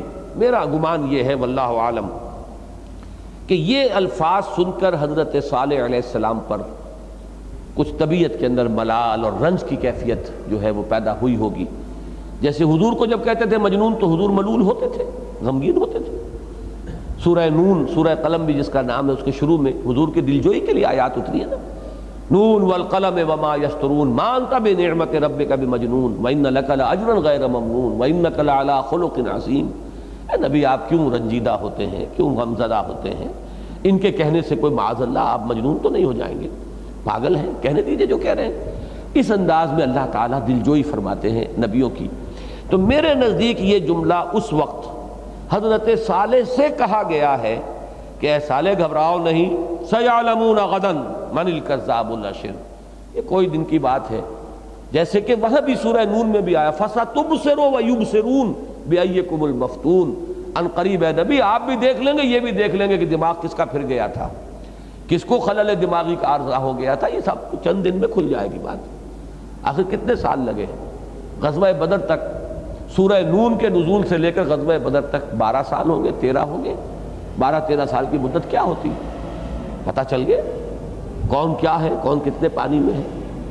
تو یہاں پر بھی اسی انداز میں حضرت صالح سے یہ الفاظ اس وقت کہے گئے، سَيَعْلَمُونَ غَدًا، اس لیے کہ غدن کا لفظ آ رہا ہے، کل ہی، یہ چند دن کی بات ہے۔ اے صالح، اے نبی گھبرائیں نہیں، دیکھ لیں گے، یہ ان کو معلوم ہو جائے گا کہ کون ہے کذاب اور کون ہے اشر، کون ہے جھوٹا لپاٹیا اور بننے والا اترانے والا شیخ خورا۔ اِنَّا مُرْسِلُ النَّاقَةِ فِتْنَةً لَهُمْ، ہم بھیجنے والے ہیں ایک ناقہ، ایک اونٹنی ان کے لیے آزمائش کے طور پر۔ یہ ایک خاص معجزہ تھا جو حضرت صالح علیہ السلام کو دیا گیا کہ ان کے مطالبے پر انہوں نے کہا ہمیں نشانی دکھائیے، کیا نشانی چاہتے ہو؟ انہوں نے کہا یہ چٹان کوئی بہت بڑی چٹان تھی، پہاڑی علاقہ ہے وہ بھی مدائن صالح کے نام سے مشہور ہے وہ علاقہ۔ غزوہ تبوک کے وقت حضور صلی اللہ علیہ وسلم اس علاقے سے گزرے ہیں اپنی فوج کو لے کر، اور اب بھی ان کے کھنڈرات موجود ہیں۔ پہاڑوں کے اندر انہوں نے تراش تراش کر اپنے لیے محل بنائے تھے۔ تو وہ اسی طرح ایک بڑی چٹان کوئی تھی، تو کہا انہوں نے کہ اس میں سے ابھی ایک اونٹنی برآمد ہو اس پہاڑ کے اندر سے، اور وہ ہو بھی گابن اونٹنی حاملہ۔ تو اللہ تعالیٰ نے ان کے اس کہنے کے مطابق، ان کے مطالبے کے عین مطابق وہ معجزہ عطا کیا۔ اِنَّا مُرْسِلُ النَّاقَةِ، ہم بھیجنے والے ہیں اس ناقہ کو، فِتْنَةً لَهُمْ، یہ ان کے لیے اب آخری آزمائش ہوگی، اللہ کی طرف سے ان کا آخری ٹیسٹ ہے۔ فَارْتَقِبْهُمْ، تو اے نبی، اے صالح علیہ السلام، اب ذرا آپ فَارْتَقِبْهُمْ وَاسْتَبِرْ، ذرا صبر سے کام لیجئے اور ذرا نگرانی کیجئے، دیکھتے جائیے۔ ترجمہ ہوگا اب آپ تیل دیکھیے، تیل کی دھار دیکھیے۔ اب دیکھیے کہ وہ جیسے ہم کہتے ہیں محاورے میں، اب اونٹ کس کروٹ بیٹھتا ہے، ہم اونٹنی بھیجنے والے ہیں، اس کے بعد جو کچھ ہوگا وہ آپ کے سامنے آ جائے گا۔ وَنَبِّئْهُمْ، اور ان کو بتا دیجئے، خبردار کر دیجئے۔ یہی نبع سے باب تفعیل ہے، تنبیہ، نبع ینبئ تنبیئاً، کسی کو اچھی طرح خبردار کر دینا، کان کھول کر ان کو بتا دیجئے اچھی طرح، کوئی ابہام نہ رہ جائے۔ ان الماء قسمۃ بینہم، کہ اب پانی تقسیم ہوگا ان کے مابین، باری مقرر ہو جائے گی۔ عام طور پر روایات میں جو بات آئی ہے وہ یہ ہے کہ وہ اونٹنی جو ہے اتنا پانی پیتی تھی کہ ان کا جو کنواں تھا جب وہ پانی پیتی تھی تو سارا کنواں خالی ہو جاتا تھا۔ تو طے یہ کیا گیا، حضرت صالح علیہ السلام کے ذریعے سے اللہ نے کہلوا دیا، ایک دن یہ اونٹنی پانی پیے گی اور ایک دن تمہاری تمام جو باقی جانور ہیں وہ پانی پیئیں گے، یہ تقسیم رہے گی۔ اب ظاہر بات ہے معجزہ ان کی نگاہوں کے سامنے ہوا، ان کے مطالبے کے مطابق ہوا، تو ان کو خوف اور دہشت تو تھی۔ پھر اونٹنی بھی وہ اونٹنی سی اونٹنی تھی جو پورے کنویں کو پی جاتی تھی۔ اس اعتبار سے حقیقت مبرہن ہو گئی، ہر چیز جو ہے ان کے سامنے دو چار کی طرح ہے۔ تو ان کو بتا دیجئے وَنَبِّئْهُمْ أَنَّ الْمَاءَ قِسْمَةٌ بَيْنَهُمْ كُلُّ شِرْبٍ مُحْتَضَرٌ، ہر باری پر حاضری ہوگی، یہ جو باری مقرر کر دی گئی ہے اس پر حاضر ہونا ہوگا، اس سے ادھر ادھر ہوئے تو تمہاری شامت آ جائے گی۔ اس سے اندازہ یہ ہوتا ہے کہ ان پوری قوم کے اوپر خوف طاری ہوا، وہ ہراساں ہو گئے، ان میں سے کسی کو جرأت نہیں ہوئی۔ فَنَادَوْا صَاحِبَهُمْ، اب کوئی ان کا بڑا سردار تھا، وہ بڑا چودھری سرکش قسم کا، اس قوم کا ابو جہل کہیے، کہ انہوں نے اس کو پکارا اور فریاد کی کہ یہ تو ہم مارے گئے، ایک دن پوری جو ہے ہماری یہ اونٹنی جو ہے صالح کی یہ پانی پی جاتی ہے اور ہمارے جانور پیاسے رہتے ہیں۔ فَنَادَوْا صَاحِبَهُمْ فَتَعَاطَىٰ فَعَقَرَ، وہ تھا کوئی سرکش بہت ہی بد دماغ انسان کہ جس نے ہمت کی، آگے بڑھا، اس نے پکڑا اس اونٹنی کو اور اس کی کونچیں کاٹ دیں، اسے ہلاک کر دیا۔ فَكَيْفَ كَانَ عَذَابِي وَنُذُرِ، اب یہ قرآن مجید کی دوسری صورتوں میں ہے پوری تفصیل، جیسا کہ کچھ آگے بھی آ رہا ہے، پوری قوم ہلاک کر دی گئی، تو کیسا رہا پھر میرا عذاب اور میرا خبردار کرنا۔ اِنَّا أَرْسَلْنَا عَلَيْهِمْ صَيْحَةً وَاحِدَةً فَكَانُوا كَحَشِيمِ الْمُحْتَظِرِ، ہم نے ان پر ایک چنگھاڑ بھیجی، کوئی کڑکا، کوئی بہت سخت قسم کا کڑکا آواز، یہ آواز بھی بہت بڑا عذاب بن سکتا ہے۔ اور آپ کو معلوم ہے سورہ اسرافیل ہی سے تو قیامت آئے گی۔ آج کا انسان آسانی سے سمجھ سکتا ہے، شاید پہلے لوگوں کی سمجھ میں نہ آتا ہو، آخر آواز جو ہے وہ ساؤنڈ ویوز ہے نا، اور اگر بہت شدید آواز ہو تو یہی ویوز جو ہے انرجی کی ایک فارم ہے، یہی انرجی جو ہے ہلچل پیدا کر دے گی۔ ویسے تو مشہور ہے، اللہ جانے کہ صحیح ہے یا غلط ہے، تانسین نے دیا روشن کیا تھا، وہ بھی اسی آواز ہی سے کیا تھا، لیکن آواز میں وہ طاقت ہے، قوت ہے، بہت زور کی آواز مسلسل آپ کو سننی پڑے۔ کبھی کبھی ایسا ہوتا ہے نماز پڑھ رہے ہوں اور لاؤڈ سپیکر کے اندر وہ جو ہے گونج شروع ہو جائے تو وہ 2-1 منٹ کے اندر جو ہے انسان کو جو حالت ہو جاتی ہے اس کا آپ کو اندازہ ہوگا کہ وہ اگر سننا پڑے، اس لیے کہ فوراً بند نہیں کیا جا سکتا، سب نے نیت باندھی ہوئی ہے۔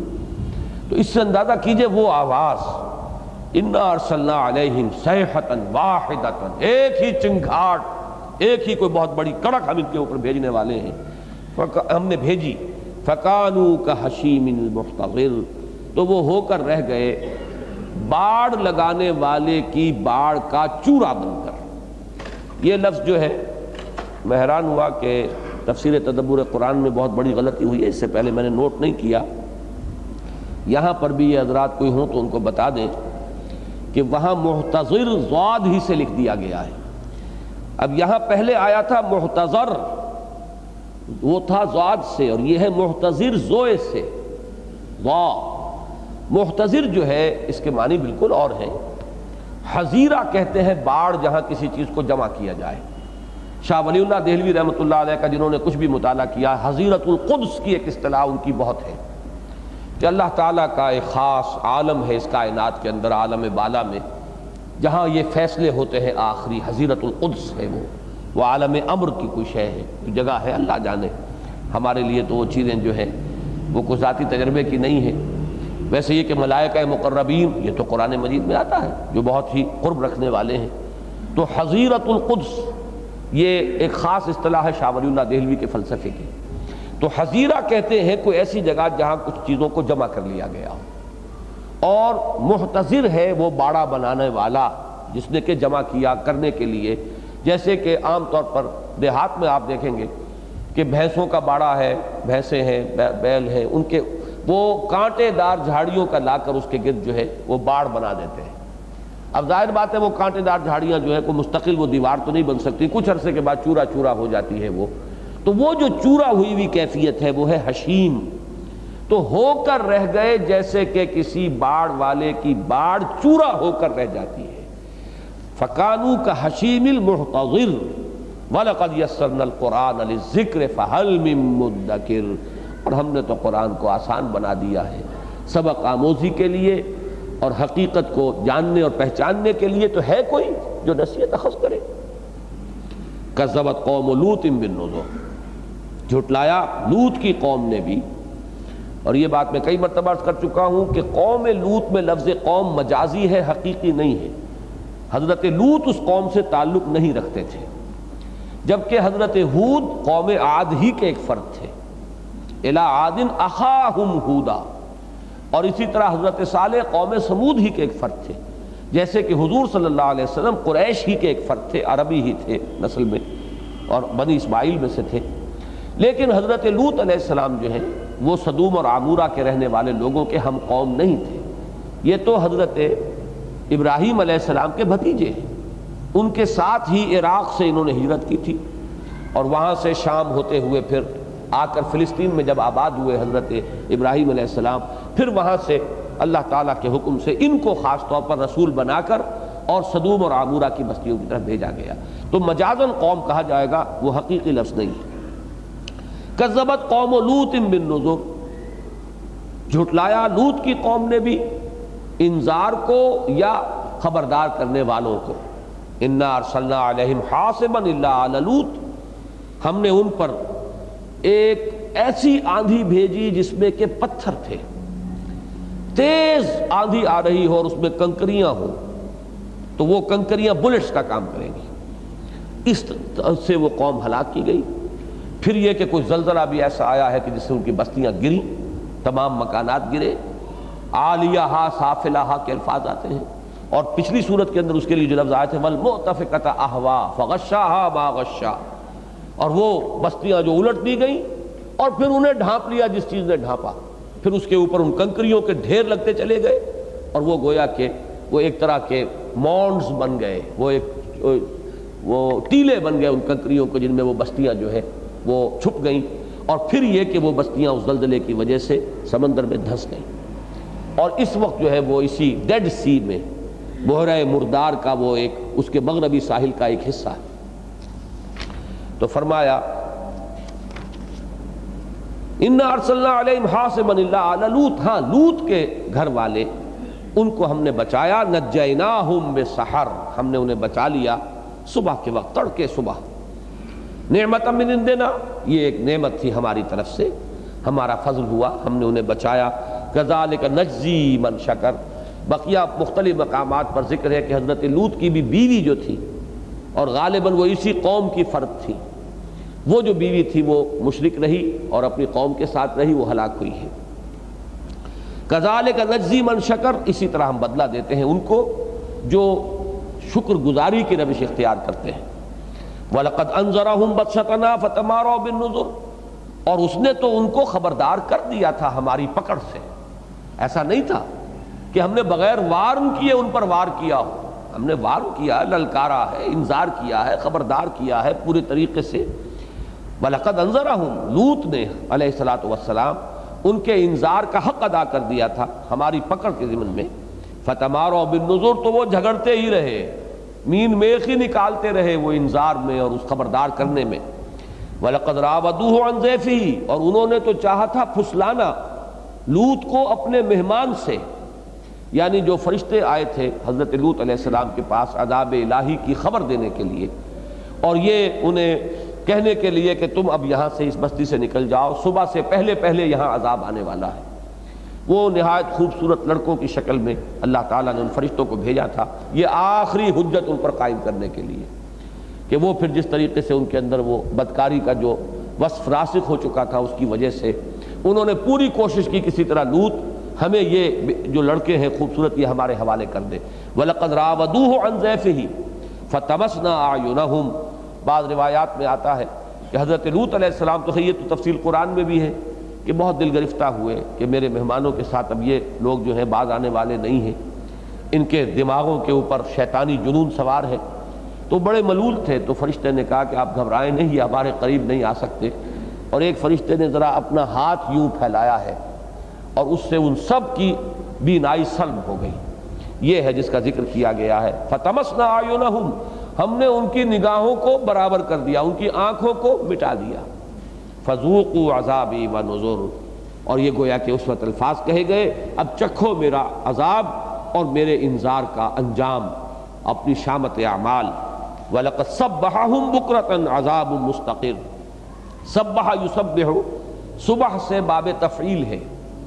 عام طور پر عرب میں جب لوٹ مار ہوتی تھی تو جن کو آپ انگریزی میں کہتے ہیں small hours of the morning, یہ جو انتہائی غفلت کا وقت ہوتا ہے، آپ کو معلوم ہے کہ مریض انتہائی تکلیف میں ساری رات اس کی گزری ہو، لیکن صبح کو آ کے 4 بجے 5 بجے اس کے اوپر ایک آتا ہے اطمینان کا کچھ نہ کچھ وقت، اس سے نیند آ جاتی ہے، کچھ نہ کچھ سوتا ہے، مریض کتنا ہی تڑپا ہو رات بھر، لیکن یہ کہ صبح کو کچھ نہ کچھ، تو وہ غفلت کا وقت ہوتا ہے۔ اس غفلت کے وقت میں وہ ڈاکے مارتے تھے اور جب غارت گری کرتے تھے قبائلی، ایک قبیلہ دوسرے قبیلے پر، تو اس وقت آ کر وہ ان پر شب خون مارتے تھے، بلکہ شب خون کے بجائے صبح خون کہنا چاہیے اسے۔ تو یہ اسی طرح کا معاملہ ہوا کہ عذاب الہی بھی عین اسی وقت ان کے اوپر نازل ہوا۔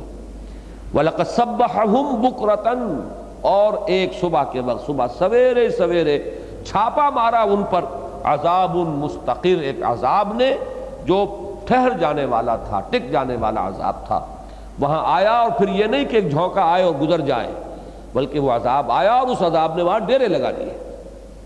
فَذُوقُوا عَذَابِي وَنُذُرِ، تو چکھو اب میرے عذاب کا مزہ اور میرے خبردار کرنے کا انجام۔ وَلَقَدْ يَسَّرْنَا الْقُرْآنَ لِلذِّكْرِ فَهَلْ مِن مُدَّكِرٍ، اور ہم نے تو قرآن کو یاد دہانی کے لیے اور سبق آموزی کے لیے آسان کر دیا ہے، تو ہے کوئی نصیحت اخذ کرنے والا؟ وَلَقَدْ جَاءَ فِرْعَوْنَ النُّذُرُ، اور ہم نے آل فرعون کے پاس بھی بھیجے اپنے ایلچی، اپنے خبردار کرنے والے، یا ہم نے آیا فرعون کے پاس بھی ہمارا انذار، نذر کے معنی دونوں جو میں نے عرض کیے ہیں تو دونوں ترجمے ہو سکتے ہیں۔ کذبوا بآیاتنا کلھا، انہوں نے جھٹلا دیا ہماری ساری آیات کو۔ یہ آیات جو ہے 9 نشانیاں مشہور ہیں حضرت موسیٰ علیہ السلام کی، جس کا کہ سورہ بنی اسرائیل کے آخر میں ذکر ہے، اور تفصیل اس کی جو ہے وہ سورہ اعراف میں ہے۔ 2 تو معجزے وہی تھے انیشل جو دے کر حضرت موسیٰ علیہ السلام کو بھیجا گیا ہے کہ اب جاؤ یہ 2 نشانیاں لے کر، اذھبا بآیاتنا، اب ہماری یہ نشانیاں لے کر تم دونوں بھائی جاؤ، تم دونوں کو ہم نے رسالت کے منصب پر فائز کیا۔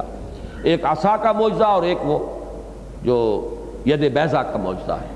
پھر جو نشانیاں دکھائی گئی ہیں، کبھی ٹڈی دل آیا ہے ان پر، کبھی قحط ہو گیا ہے، کبھی خون کا ان کے اوپر جو ہے بارش ہوئی ہے، کبھی سیلاب آ گیا ہے، تو مختلف نشانیاں۔ تو فرمایا کہ انہوں نے کذبوا بآیاتنا کلھا، ہماری تمام آیات کو جھٹلا دیا۔ فاخذناہم اخذ عزیز مقتدر، تو ہم نے پکڑا انہیں، اور وہ پکڑنا تھا ایک بڑے زبردست با اختیار قوت والے کا پکڑنا، یعنی یہ نہیں کہ ایک کسی کو سزا دینا چاہے نہ دے پائے، کسی کے لیے وارنٹ گرفتاری ایشو تو ہو جائیں لیکن گرفتاری بالفعل نہ ہو۔ اخذ عزیز مقتدر، صاحب قدرت اور صاحب اختیار ہستی کا پکڑنا پکڑا۔ اب یہاں سے انباء الرسل جو ہے اس کا سلسلہ تو ختم ہو گیا، اب گفتگو شروع ہو رہی ہے قریش سے، کفار مکہ سے، مشرکین جو محمد الرسول اللہ صلی اللہ علیہ وسلم کے مخاطبین تھے۔ اکفارکم خیر من اولئکم، کیا تمہارے کافر بہتر ہیں ان کافروں سے؟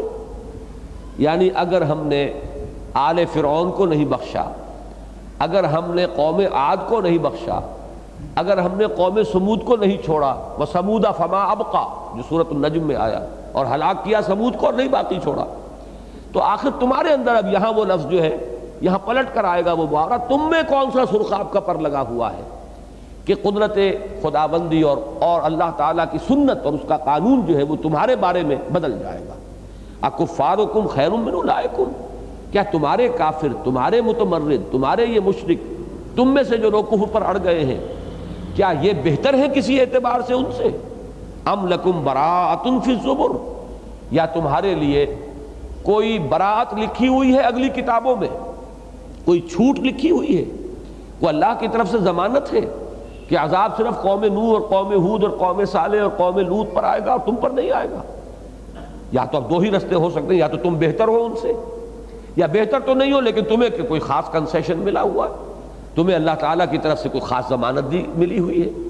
یہ دونوں کے دونوں اگرچہ پھر وہ استفہام ہے لیکن استفہام انکاری اس کو کہیں گے، نہیں ہے ایسا، نہ تم ان سے بہتر ہو اور نہ ہی تمہارے پاس اللہ کی طرف سے کوئی ضمانت جو ہے وہ موجود ہے کسی کتاب کے اندر کہ تمہارے لیے کوئی استثنائی سلوک ہوگا۔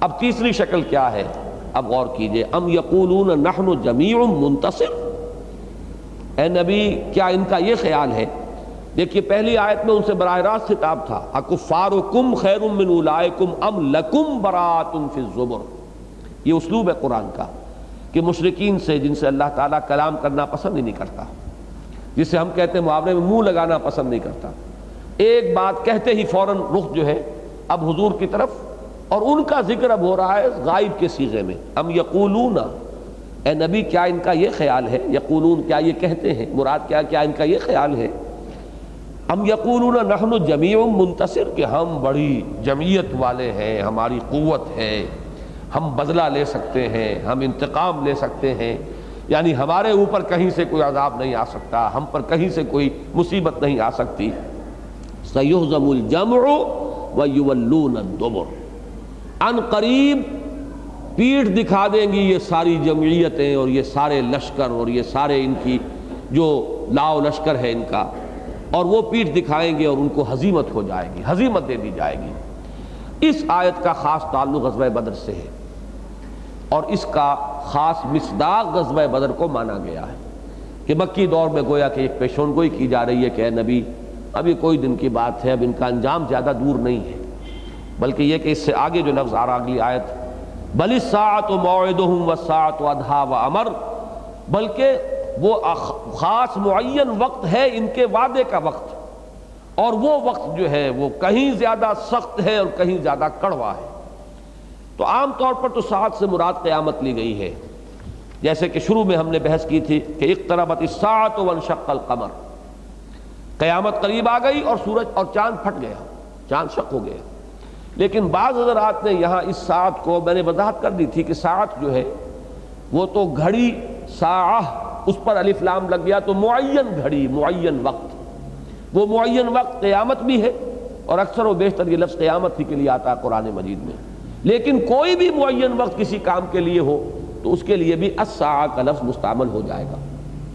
تو اسی لیے بعض حضرات نے اس سے غزوہ بدر مراد لیا ہے کہ وہ وقت آیا چاہتا ہے، اس پر انہیں ہزیمت ہوگی، یہ پیٹھ دکھا کر بھاگیں گے، بلکہ وہ دن ان کے لیے اس سے کہیں زیادہ بھاری ہوگا، یعنی پیٹھ دکھا کر بھاگ کر تو انسان جان بچا کر لے جاتا ہے، ان کے 70 جو ہے وہاں کھیت رہیں گے اور ان کے بہت سے لوگ وہاں پر اسیر ہوں گے، مسلمانوں کی قید میں آئیں گے۔ یہ ایک رائے ہے جو میں نے بیان کر دی ہے، میری رائے یہ نہیں ہے، میری رائے یہ ہے کہ بل کا لفظ یہاں پر خاص طور پر ظاہر کر رہا ہے کہ یہ تو عذاب کی پہلی قسط ہوگی جو انہیں ملے گی، یعنی سیہزم الجمع ویولون الدبر، اس کا مصداق تو میں بھی غزوہ بدر ہی کو مانتا ہوں، یہ پیشن گوئی ہے غزوہ بدر کی کہ عنقریب یہ ہزیمت اٹھائیں گے یہ تمام کے تمام لشکر اور پیٹھ دکھا دیں گے، پیٹھ موڑ کر بھاگیں گے، یہ تو ہے غزوہ بدر ہی کی پیشن گوئی، لیکن فرمایا جا رہا ہے کہ وہی آخری شے نہیں ہے، وہ تو ان کے عذاب کی پہلی قسط ہوگی، بل الساعۃ موعدہم، ان کا اصل وقت معین جو ہے وہ تو قیامت کا ہے جبکہ انہیں اصل عذاب ملے گا، والساعۃ ادھیٰ وامر، اور وہ قیامت جو ہے وہ کہیں زیادہ بھاری اور سخت بھی ہے اور کہیں زیادہ کڑوی بھی ہے، وہ اصل عذاب ہے کہ جو ان کو مل کر رہے گا، باقی یہ کہ یہ دنیا میں بھی ہزیمت سے دو چار ہوں گے اور پیٹھ انہیں دکھانی پڑے گی۔ وہ جو روایت آتی ہے غزوہ بدر سے ایک شب قبل جو ہے، جس صبح جنگ ہوئی ہے اس سے پہلی جو شب ہے، اس میں جبکہ دونوں لشکر آمنے سامنے تھے، ایک طرف بے سر و سامان، ہتھیار بھی نہیں ہے، سب کے پاس تلواریں، گنتی کی تلواریں 313، 2 گھوڑے کل، جبکہ وہاں 100 گھوڑوں کا رسالہ ہے، اور وہ آہن پوش ہیں، غرق آہن، ہر طرح سے مسلح ہو کر 1000 لشکر ہے۔ تو اس بے سر و سامانی کے ساتھ جب مسلمان آئے ہیں، عجب انداز سے آئے خدا کے چاہنے والے، وہ مجھے شعر پورا یاد نہیں آ رہا، زبانیں خشک پوشاکیں دریدہ پاؤں میں چھالے، تو یہ حفیظ نے جو نقشہ کھینچا ہے اس میں شاہ نامے میں، اس رات پھر حضور نے نہایت طویل سجدہ کیا ہے۔ عریش کہتے ہیں اس جھونپڑی کو جو بنا دی گئی تھی دونوں لشکروں کے درمیان، وہ نو مینز لینڈ جو ہے اس میں وہ جھونپڑی تھی، اور حضور وہاں سجدے میں تھے، اور حضرت ابو بکر پہرے پر تھے ننگی تلوار لے کر۔ اسی کی طرف اشارہ کیا اقبال نے، ثانی اسلام و غار و بدر و قبر۔ بدر میں ثانی جو ہے جیسے کہ غار ثور میں حضور اور حضرت ابو بکر صدیق، اور تو کوئی نہیں۔ اسی طرح اس شب حضور سجدے میں ہیں اور ننگی تلوار لے کر پہرا دینے والے ابو بکر صدیق ہیں۔ قبر میں بھی ثانی وہی ہے، ثالث پھر حضرت عمر ہے جو آئے ہیں وہاں پر اور جمع ہوئے ہیں اس حجرہ عائشہ میں رضی اللہ تعالی عنہ۔ اسلام میں حضور سب سے پہلے مسلم ہیں، انا اول المسلمین، اور دوسرے مسلمان جو ہیں وہ حضرت ابو بکر ہیں۔ تو اقبال نے بہت اچھا شعر یہ کہا ہے کہ ہمت او کشت ملت را چو ابر، ثانی اسلام و غار و بدر و قبر۔ تو وہ بدر میں حضرت ابو بکر جو ہے وہ پہرا دے رہے تھے۔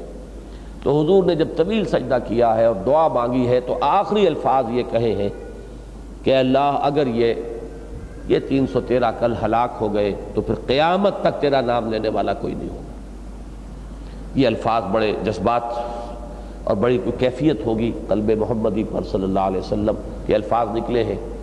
تو حضرت ابو بکر نے پھر تسلی دی ہے یہ الفاظ سن کر، حسبک حسبک، حضور بس کیجئے بس کیجئے۔ پھر حضور نے سر اٹھایا ہے، تو جب سجدے سے سر اٹھایا ہے تو یہ الفاظ آپ کی زبان پر تھے، سیہزم الجمع ویولون الدبر۔ یہ جمعیت اور یہ لشکر اس کو ہزیمت ہوگی اور وہ پیٹھ دکھائیں گے، وہ پیٹھ دکھا کر بھاگیں گے۔ تو ان الفاظ کا خصوصی تعلق ہے غزوہ بدر کے ساتھ، اور اس پر تو اجماع ہے تقریباً کہ یہاں مراد غزوہ بدر ہے۔ البتہ اگلی آیت کے بارے میں اختلاف ہے، میری رائے جو ہے وہ یہی ہے کہ اس سے مراد قیامت ہی ہے، وہ غزوہ بدر نہیں ہے۔ اور بلکہ لفظ نے اس کو نمایاں کر دیا ہے، بلکہ ان کا اصل جو ہے موعد وہ تو ہے قیامت کا دن، اور وہ قیامت کی گھڑی بڑی بھاری بھی ہے اور بڑی کڑوی بھی ہے۔ ان المجرمین فی ضلال وسعور، کیا ہوگا اس قیامت کے دن؟ مجرم جو ہوں گے وہ ہوں گے بھی گمراہی کے، بھٹکتے پھر رہے ہوں گے، اور سعور جلنے میں، جلنے والے عذاب کے اندر مبتلا ہوں گے۔ یوم یسحبون فی النار علی وجوہہم، جس دن کے گھسیٹے جائیں گے آگ میں چہروں کے بل، ذوقوا مس سقر، اور کہا جائے گا چکھو اب اس آگ کا، جھلسا دینے والی آگ کا مس، اس کا جو لمس ہے اب اس کو ذرا چکھو، اس کا لگنا تمہارے چہروں سے اور تمہارے جسم سے۔ مس کہنا چھونا، اس آگ کے چھونے کو چکھو۔ انا کل شیء خلقناہ بقدر۔ یہ آخری آیات ہے، اب 6 آیات، یہ خاص حکمت کے مضامین پر مشتمل ہے۔ اس وقت ان کی تفصیل کا موقع نہیں ہے، میں صرف اشارات پر اکتفا کروں گا، لیکن یہ کہ ایک خاص رنگ ہے ان کا، خاص انداز ہے، جو بھی کچھ مناسبت قرآن مجید کے ساتھ جنہیں بھی ہو گئی ہے، ذہنی، نفسیاتی، قلبی، وہ اس خاص کیفیت کو محسوس کر سکتے ہیں۔ انا کل شیء خلقناہ بقدر، ہم نے ہر شے جو پیدا کی ہے ایک اندازے کے مطابق پیدا کی ہے۔ ہماری تخلیق الٹپ نہیں ہے، بڑی حسابی کتابی تخلیق ہے، یہ بڑی میتھمیٹیکل اس کا ڈیزائن ہے، یہ بہت ہی بڑے میتھمیٹیشین کا یہ پورا حساب کتاب ہے جو اس کائنات کے اندر پھیلا ہوا ہے۔ بڑے سے بڑا حساب دان جو ہے وہ اس کو دیکھ کر اور وہ اس کی نگاہیں چکا چوندھ ہو کر رہ جاتی ہیں۔ پھر یہ کہ اندازے کا کیا ٹھکانہ ہے، آپ ذرا اندازہ کریں کہ اگر یہ بہت سے فیکٹس اینڈ فگرز آپ نے پڑھے ہوں گے، بعض مچھلیوں کی جو ریپروڈکشن کا ریٹ ہے وہ اتنا ہے کہ اگر کہیں چیکس نہ ہو اس پر نیچرل، تو چند سالوں کے اندر اندر اس پوری زمین سے زیادہ حجم جو ہے اس مچھلی کا ہو جائے گا۔ کون قوت ہے جو اس کو روکے ہوئے؟ ایک خاص ٹھہراؤ پر، ایک خاص اندازے پر، ایک خاص مقدار، ایک خاص بیلنس، ایک خاص توازن، اس سے آگے نہیں بڑھ سکتا۔ یہ چیزیں جو ہیں یہ ایک قدرت، انا کل شیء خلقناہ بقدر، ہر چیز کا ایک اندازہ معین کیا ہے، مقرر کیا ہے، اس سے تجاوز نہیں ہو سکتا۔ وما امرنا الا واحدۃ کلمح بالبصر، اور ہمارا امر نہیں ہے مگر آنکھ کا ایک مرتبہ ادھر سے ادھر ہو جانا۔ یہ امر در حقیقت اب ایک اصطلاح ہے قرآن کی، چونکہ پہلے میں آیا ہے خلق اور یہ ہے امر، اور سورہ اعراف کی ایک آیت میں آیا ہے الا لہ الخلق والامر۔ یہ دو عالم بالکل جدا ہیں، ایک عالم خلق ہے، اسے ہم عالم مادیات کہہ سکتے ہیں، ایک عالم امر ہے، اللہ کے فیصلوں کی تنفیذ ہوتی ہے، اور اللہ کی تنفیذ اس میں کوئی پلک جھپکنے جتنی دیر بھی نہیں لگتی۔ روح کا تعلق عالم امر سے ہے، وحی کا تعلق عالم امر سے ہے۔ یسألونک عن الروح قل الروح من امر ربی، ہمارے جسم جو ہے ان کی رفتار کتنی بھی ہو جائے وہ روح کی رفتار کے قریب نہیں آ سکتے، روح کا اور ہی معاملہ ہے۔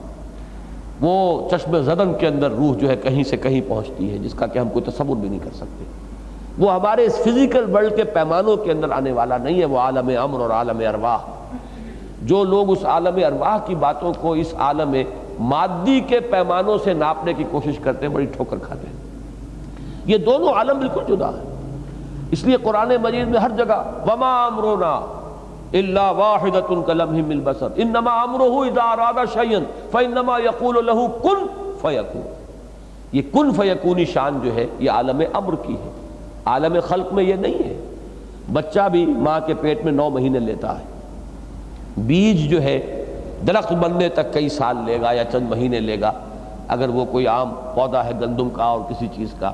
یہ عالم خلق ہے، عالم خلق اس پوری کائنات کا جہاں ذکر آئے گا 6 دن کا ذکر آئے گا، اور وہ 6 دن ہمارے تو نہیں، فی 6 ایام۔ خلق جہاں آئے گا اس میں وقت کا کوئی نہ کوئی حصہ لگے گا، ٹائم ایلیمنٹ۔ یہ ٹائم اینڈ سپیس میں جب بریک ہوا ہے تو ٹائم جو ہے عالم خلق کا ایک لازمی کمپوننٹ ہے، ٹائم اینڈ سپیس کا ایک کمپلیکس بنتا ہے، ٹائم اس کے اندر سے نہیں نکال سکتے آپ، لیکن عالم امر اس میں کوئی وقت نہیں ہے، اس کو وقت نکال دیجئے وہاں سے، وقت کا کوئی سوال ہی نہیں ہے۔ تو وہی بات ہے جو یہاں بھی لائی گئی ہے۔ کہیں قرآن مجید کہتا ہے کہ ایسا ہے، بس ہم کہتے ہو جاتا، امرنا نقول له کن فیکون، وما امرنا الا واحدۃ کلمح بالبصر۔ میں نے حقیقت انسان کے عنوان سے ایک سلسلہ مضامین شروع کیا تھا، اس کی یہ 2 یا 3 قسطیں چھپی تھیں۔ وہ حکمت قرآن میں جو لوگ اس کو عالم خلق اور عالم امر کے اس فرق اور تفاوت کو سمجھنا چاہیں وہ میرے ان مضامین کو دیکھ لیں۔ وَلَقَدْ أَهْلَكْنَا أَشْيَاعَكُمْ فَهَلْ مِن مُدَّكِرٍ، اور ہم نے تو ہلاک کیا ہے لوگوں تمہارے جیسوں کو۔ اشیاء ویسے تو کہتے ہیں شاخوں کو، جس طریقے سے کہ شیعاً کا لفظ آتا ہے کہ وہ کانوا شیعاً الذین فرقوا دینہم وکانوا شیعاً، شائع ہو جانا بھی یہی ہے کسی چیز کا پھیل جانا۔ تو جیسے درخت کی شاخیں پھیل جاتی ہیں، یہ گویا کہ یہ کسی شے کا شائع ہونا ہے۔ تو یہاں پر وہ لفظ آ رہا ہے، ظاہر بات ہے کہ درخت کی ایک شاخ دوسری شاخ کے ساتھ ایک تعلق رکھتی ہے۔ تو جس طریقے سے تم آج کفر کر رہے ہو، اسی طرح تمہارے مانند وہ شاخیں تھی، یوں کہیے کہ جو شجرہ آدم ہے وہ بھی ایک درخت ہے نا۔ جب ہم ایوولوشن کا پڑھتے ہیں تو ایوولوشن میں بھی ایک ایوولوشن ٹری بنایا جاتا ہے کہ یہاں سے وہ شاخ نکل گئی اور یہاں سے وہ ایمفیبینز ہیں اور یہاں سے فلاں ہیں، واللہ عالم، اس کو چھوڑیے کہ وہ صحیح ہے یا غلط ہے، اس سے بحث نہیں کر رہا ہوں۔ لیکن اسی طریقے سے ایک شجرہ آپ بناتے ہیں، تو اس شجرے کے اندر درخت کی شاخیں ہیں، تو جیسے یہ تم آج کفر کر رہے ہو، تمہاری ہی طرح کی شاخیں جو ہیں اس شجرہ نسل آدم کے اندر پہلے بھی لگی ہیں۔ تو وَلَقَدْ أَهْلَكْنَا أَشْيَاعَكُمْ، ہم نے کتنی ہی تمہاری طرح کی شاخیں جو ہے اور تم جیسے کتنے ہی گروہ اور جماعتیں اور امتیں تھیں، ان کو ہم نے ہلاک کیا ہے۔ اب جس کی کہ یہاں پہ مثال آ چکی ہے، قوم نوح، قوم ہود، قوم صالح، قوم لوط اور آل فرعون۔ وَلَقَدْ أَهْلَكْنَا أَشْيَاعَكُمْ فَهَلْ مِن مُدَّكِرٍ، تو ہے کوئی جو اس سے نصیحت اخذ کرے؟ یعنی یہ کہ جیسے کہ حدیث میں آتا ہے السعید من وعظ بغیرہ، اصل میں تو سعادت مند وہ ہے کہ جو دوسرے کے حال سے عبرت حاصل کرے۔ اپنے اوپر بیتے گی تو ہوش ٹھکانے آ ہی جائیں گے۔ یوم یتذکر الانسان وانى له الذکریٰ، اس دن چیتے گا انسان، اور کیا کس کام کا اس دن کا چیتنا؟ جب عذاب تم پر آ ہی جائے گا تو تذکر کا موقع نہیں رہے گا۔ اب موقع ہے کہ ان کے انجام سے تم سبق حاصل کرو۔ اور یہ میں بارہا عرض کر چکا ہوں کہ یہ جو ذکر قرآن مجید میں قوموں کا آتا ہے، یہ وہی قومیں تھیں جو عرب ہی کے اطراف و جوانب میں آباد تھیں۔ قوم نوح، وہ شمالی کونا جو ہے وہ کردستان جو میں نے ابھی آپ کو بتایا، قوم عاد جو تھی وہ جو بیس بنتا ہے جزیرہ نما کا، پیننسولا جو ہے عریبین پیننسولا، اس کا بیس جو ہے نیچے چوڑا، یہ قوم عاد کی جگہ ہے۔ اسی طریقے سے قوم سمود اور قوم شعیب اور پھر یہ قوم لوط، یہ ایک سٹریٹ لائن میں ہے۔ وہ جو قافلوں کا راستہ تھا ان کا بے امام مبین، یہ ایک راستہ تھا جو چلتا تھا، عرب سے قافلے جاتے تھے میڈیٹرینین کے ساحل تک، شام کے ساحل تک، تو اس پر یہ تینوں علاقے آتے ہیں۔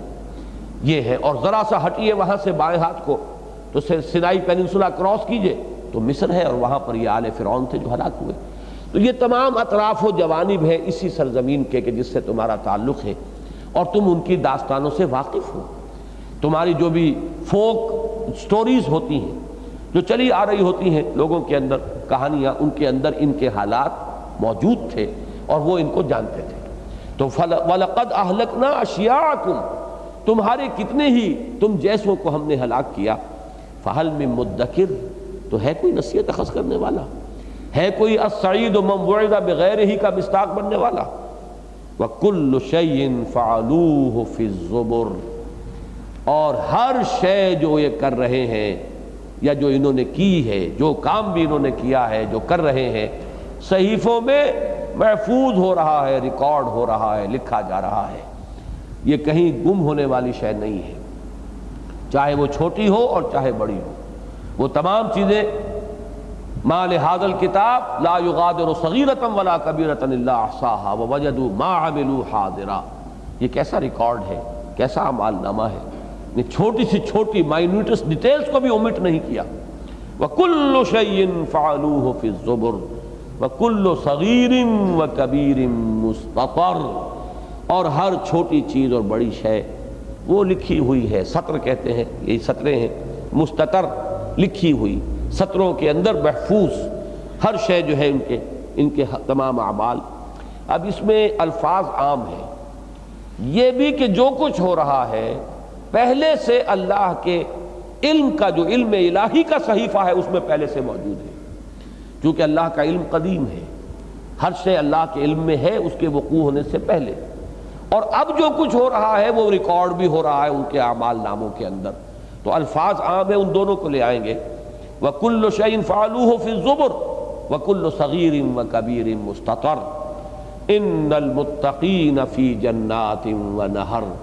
اب یہ آخری انجام ہے، اور وہ جہاں ان کا آیا ہے فی ضلال وسعر، یوم یسحبون فی النار علی وجوہہم ذوقوا مس سقر۔ اب یہاں اس کے برعکس سائملٹینیس کنٹراسٹ کے طور پر اہل ایمان کا انجام کیا ہوگا؟ ان المتقین فی جنات ونہر، یقیناً تقویٰ کی روش اختیار کرنے والے، خدا ترسی اختیار کرنے والے، اللہ کے احکام کو توڑنے سے بچنے والے، وہ جنتوں میں ہوں گے، باغات میں ہوں گے، ونہر، اور چشمے ہوں گے۔ یہ گویا کہ جو بھی تفاصیل، بڑی تفصیل آئے گی سورہ رحمان میں کہ کس کس طرح کے ان کے لیے باغات ہیں اور کس کس طرح کے مدھامتان اور نضاختان، یہ بڑی تفصیل جو ہے وہ در حقیقت یوں سمجھیے کہ پوری سورہ، اکثر و بیشتر، پوری تو نہیں، اکثر و بیشتر حصہ جو ہے سورہ رحمان کا اور سورہ واقعہ کا وہ اس آیت کی شرح پر مشتمل ہوگا۔ ان المتقین فی جنات ونہر فی مقعد صدق عند ملیک مقتدر۔ مقعد، قعد سے بنا ہے بیٹھنا۔ اب مقعد جو ہے یہ اس میں ظرف ہے، بیٹھنے کی جگہ۔ ہمارے جسم کے اس حصے کو بھی جس پر ہم بیٹھتے ہیں اس کو مقعد کہتے ہیں، اور یہی جو جگہ ہے، جو سیٹ ہے جس پر ہم بیٹھے ہیں وہ بھی مقعد ہے۔ تو اس اعتبار سے اب یہاں جو ہے مجازن اس کا استعمال ہوا ہے، مرتبہ اور مقام۔ فی مقعد صدق، ان کا مقام اور مرتبہ ہوگا بڑا اونچا، بڑا راستی والا، اللہ کے ہاں ان کا۔ قدم صدق کا لفظ آیا ہے سورہ یونس میں، قدم صدق اور مقعد صدق یہاں آیا ہے۔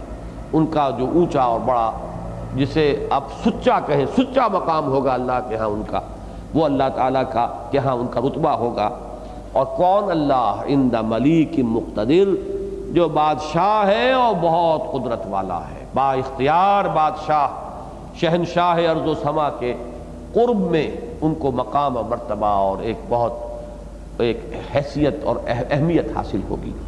اللہم ربنا اجعلنا منہم، اللہم ربنا اجعلنا منہم، اللہم انا نسألک الجنہ ونعوذ بک من النار، آمین یا رب العالمین۔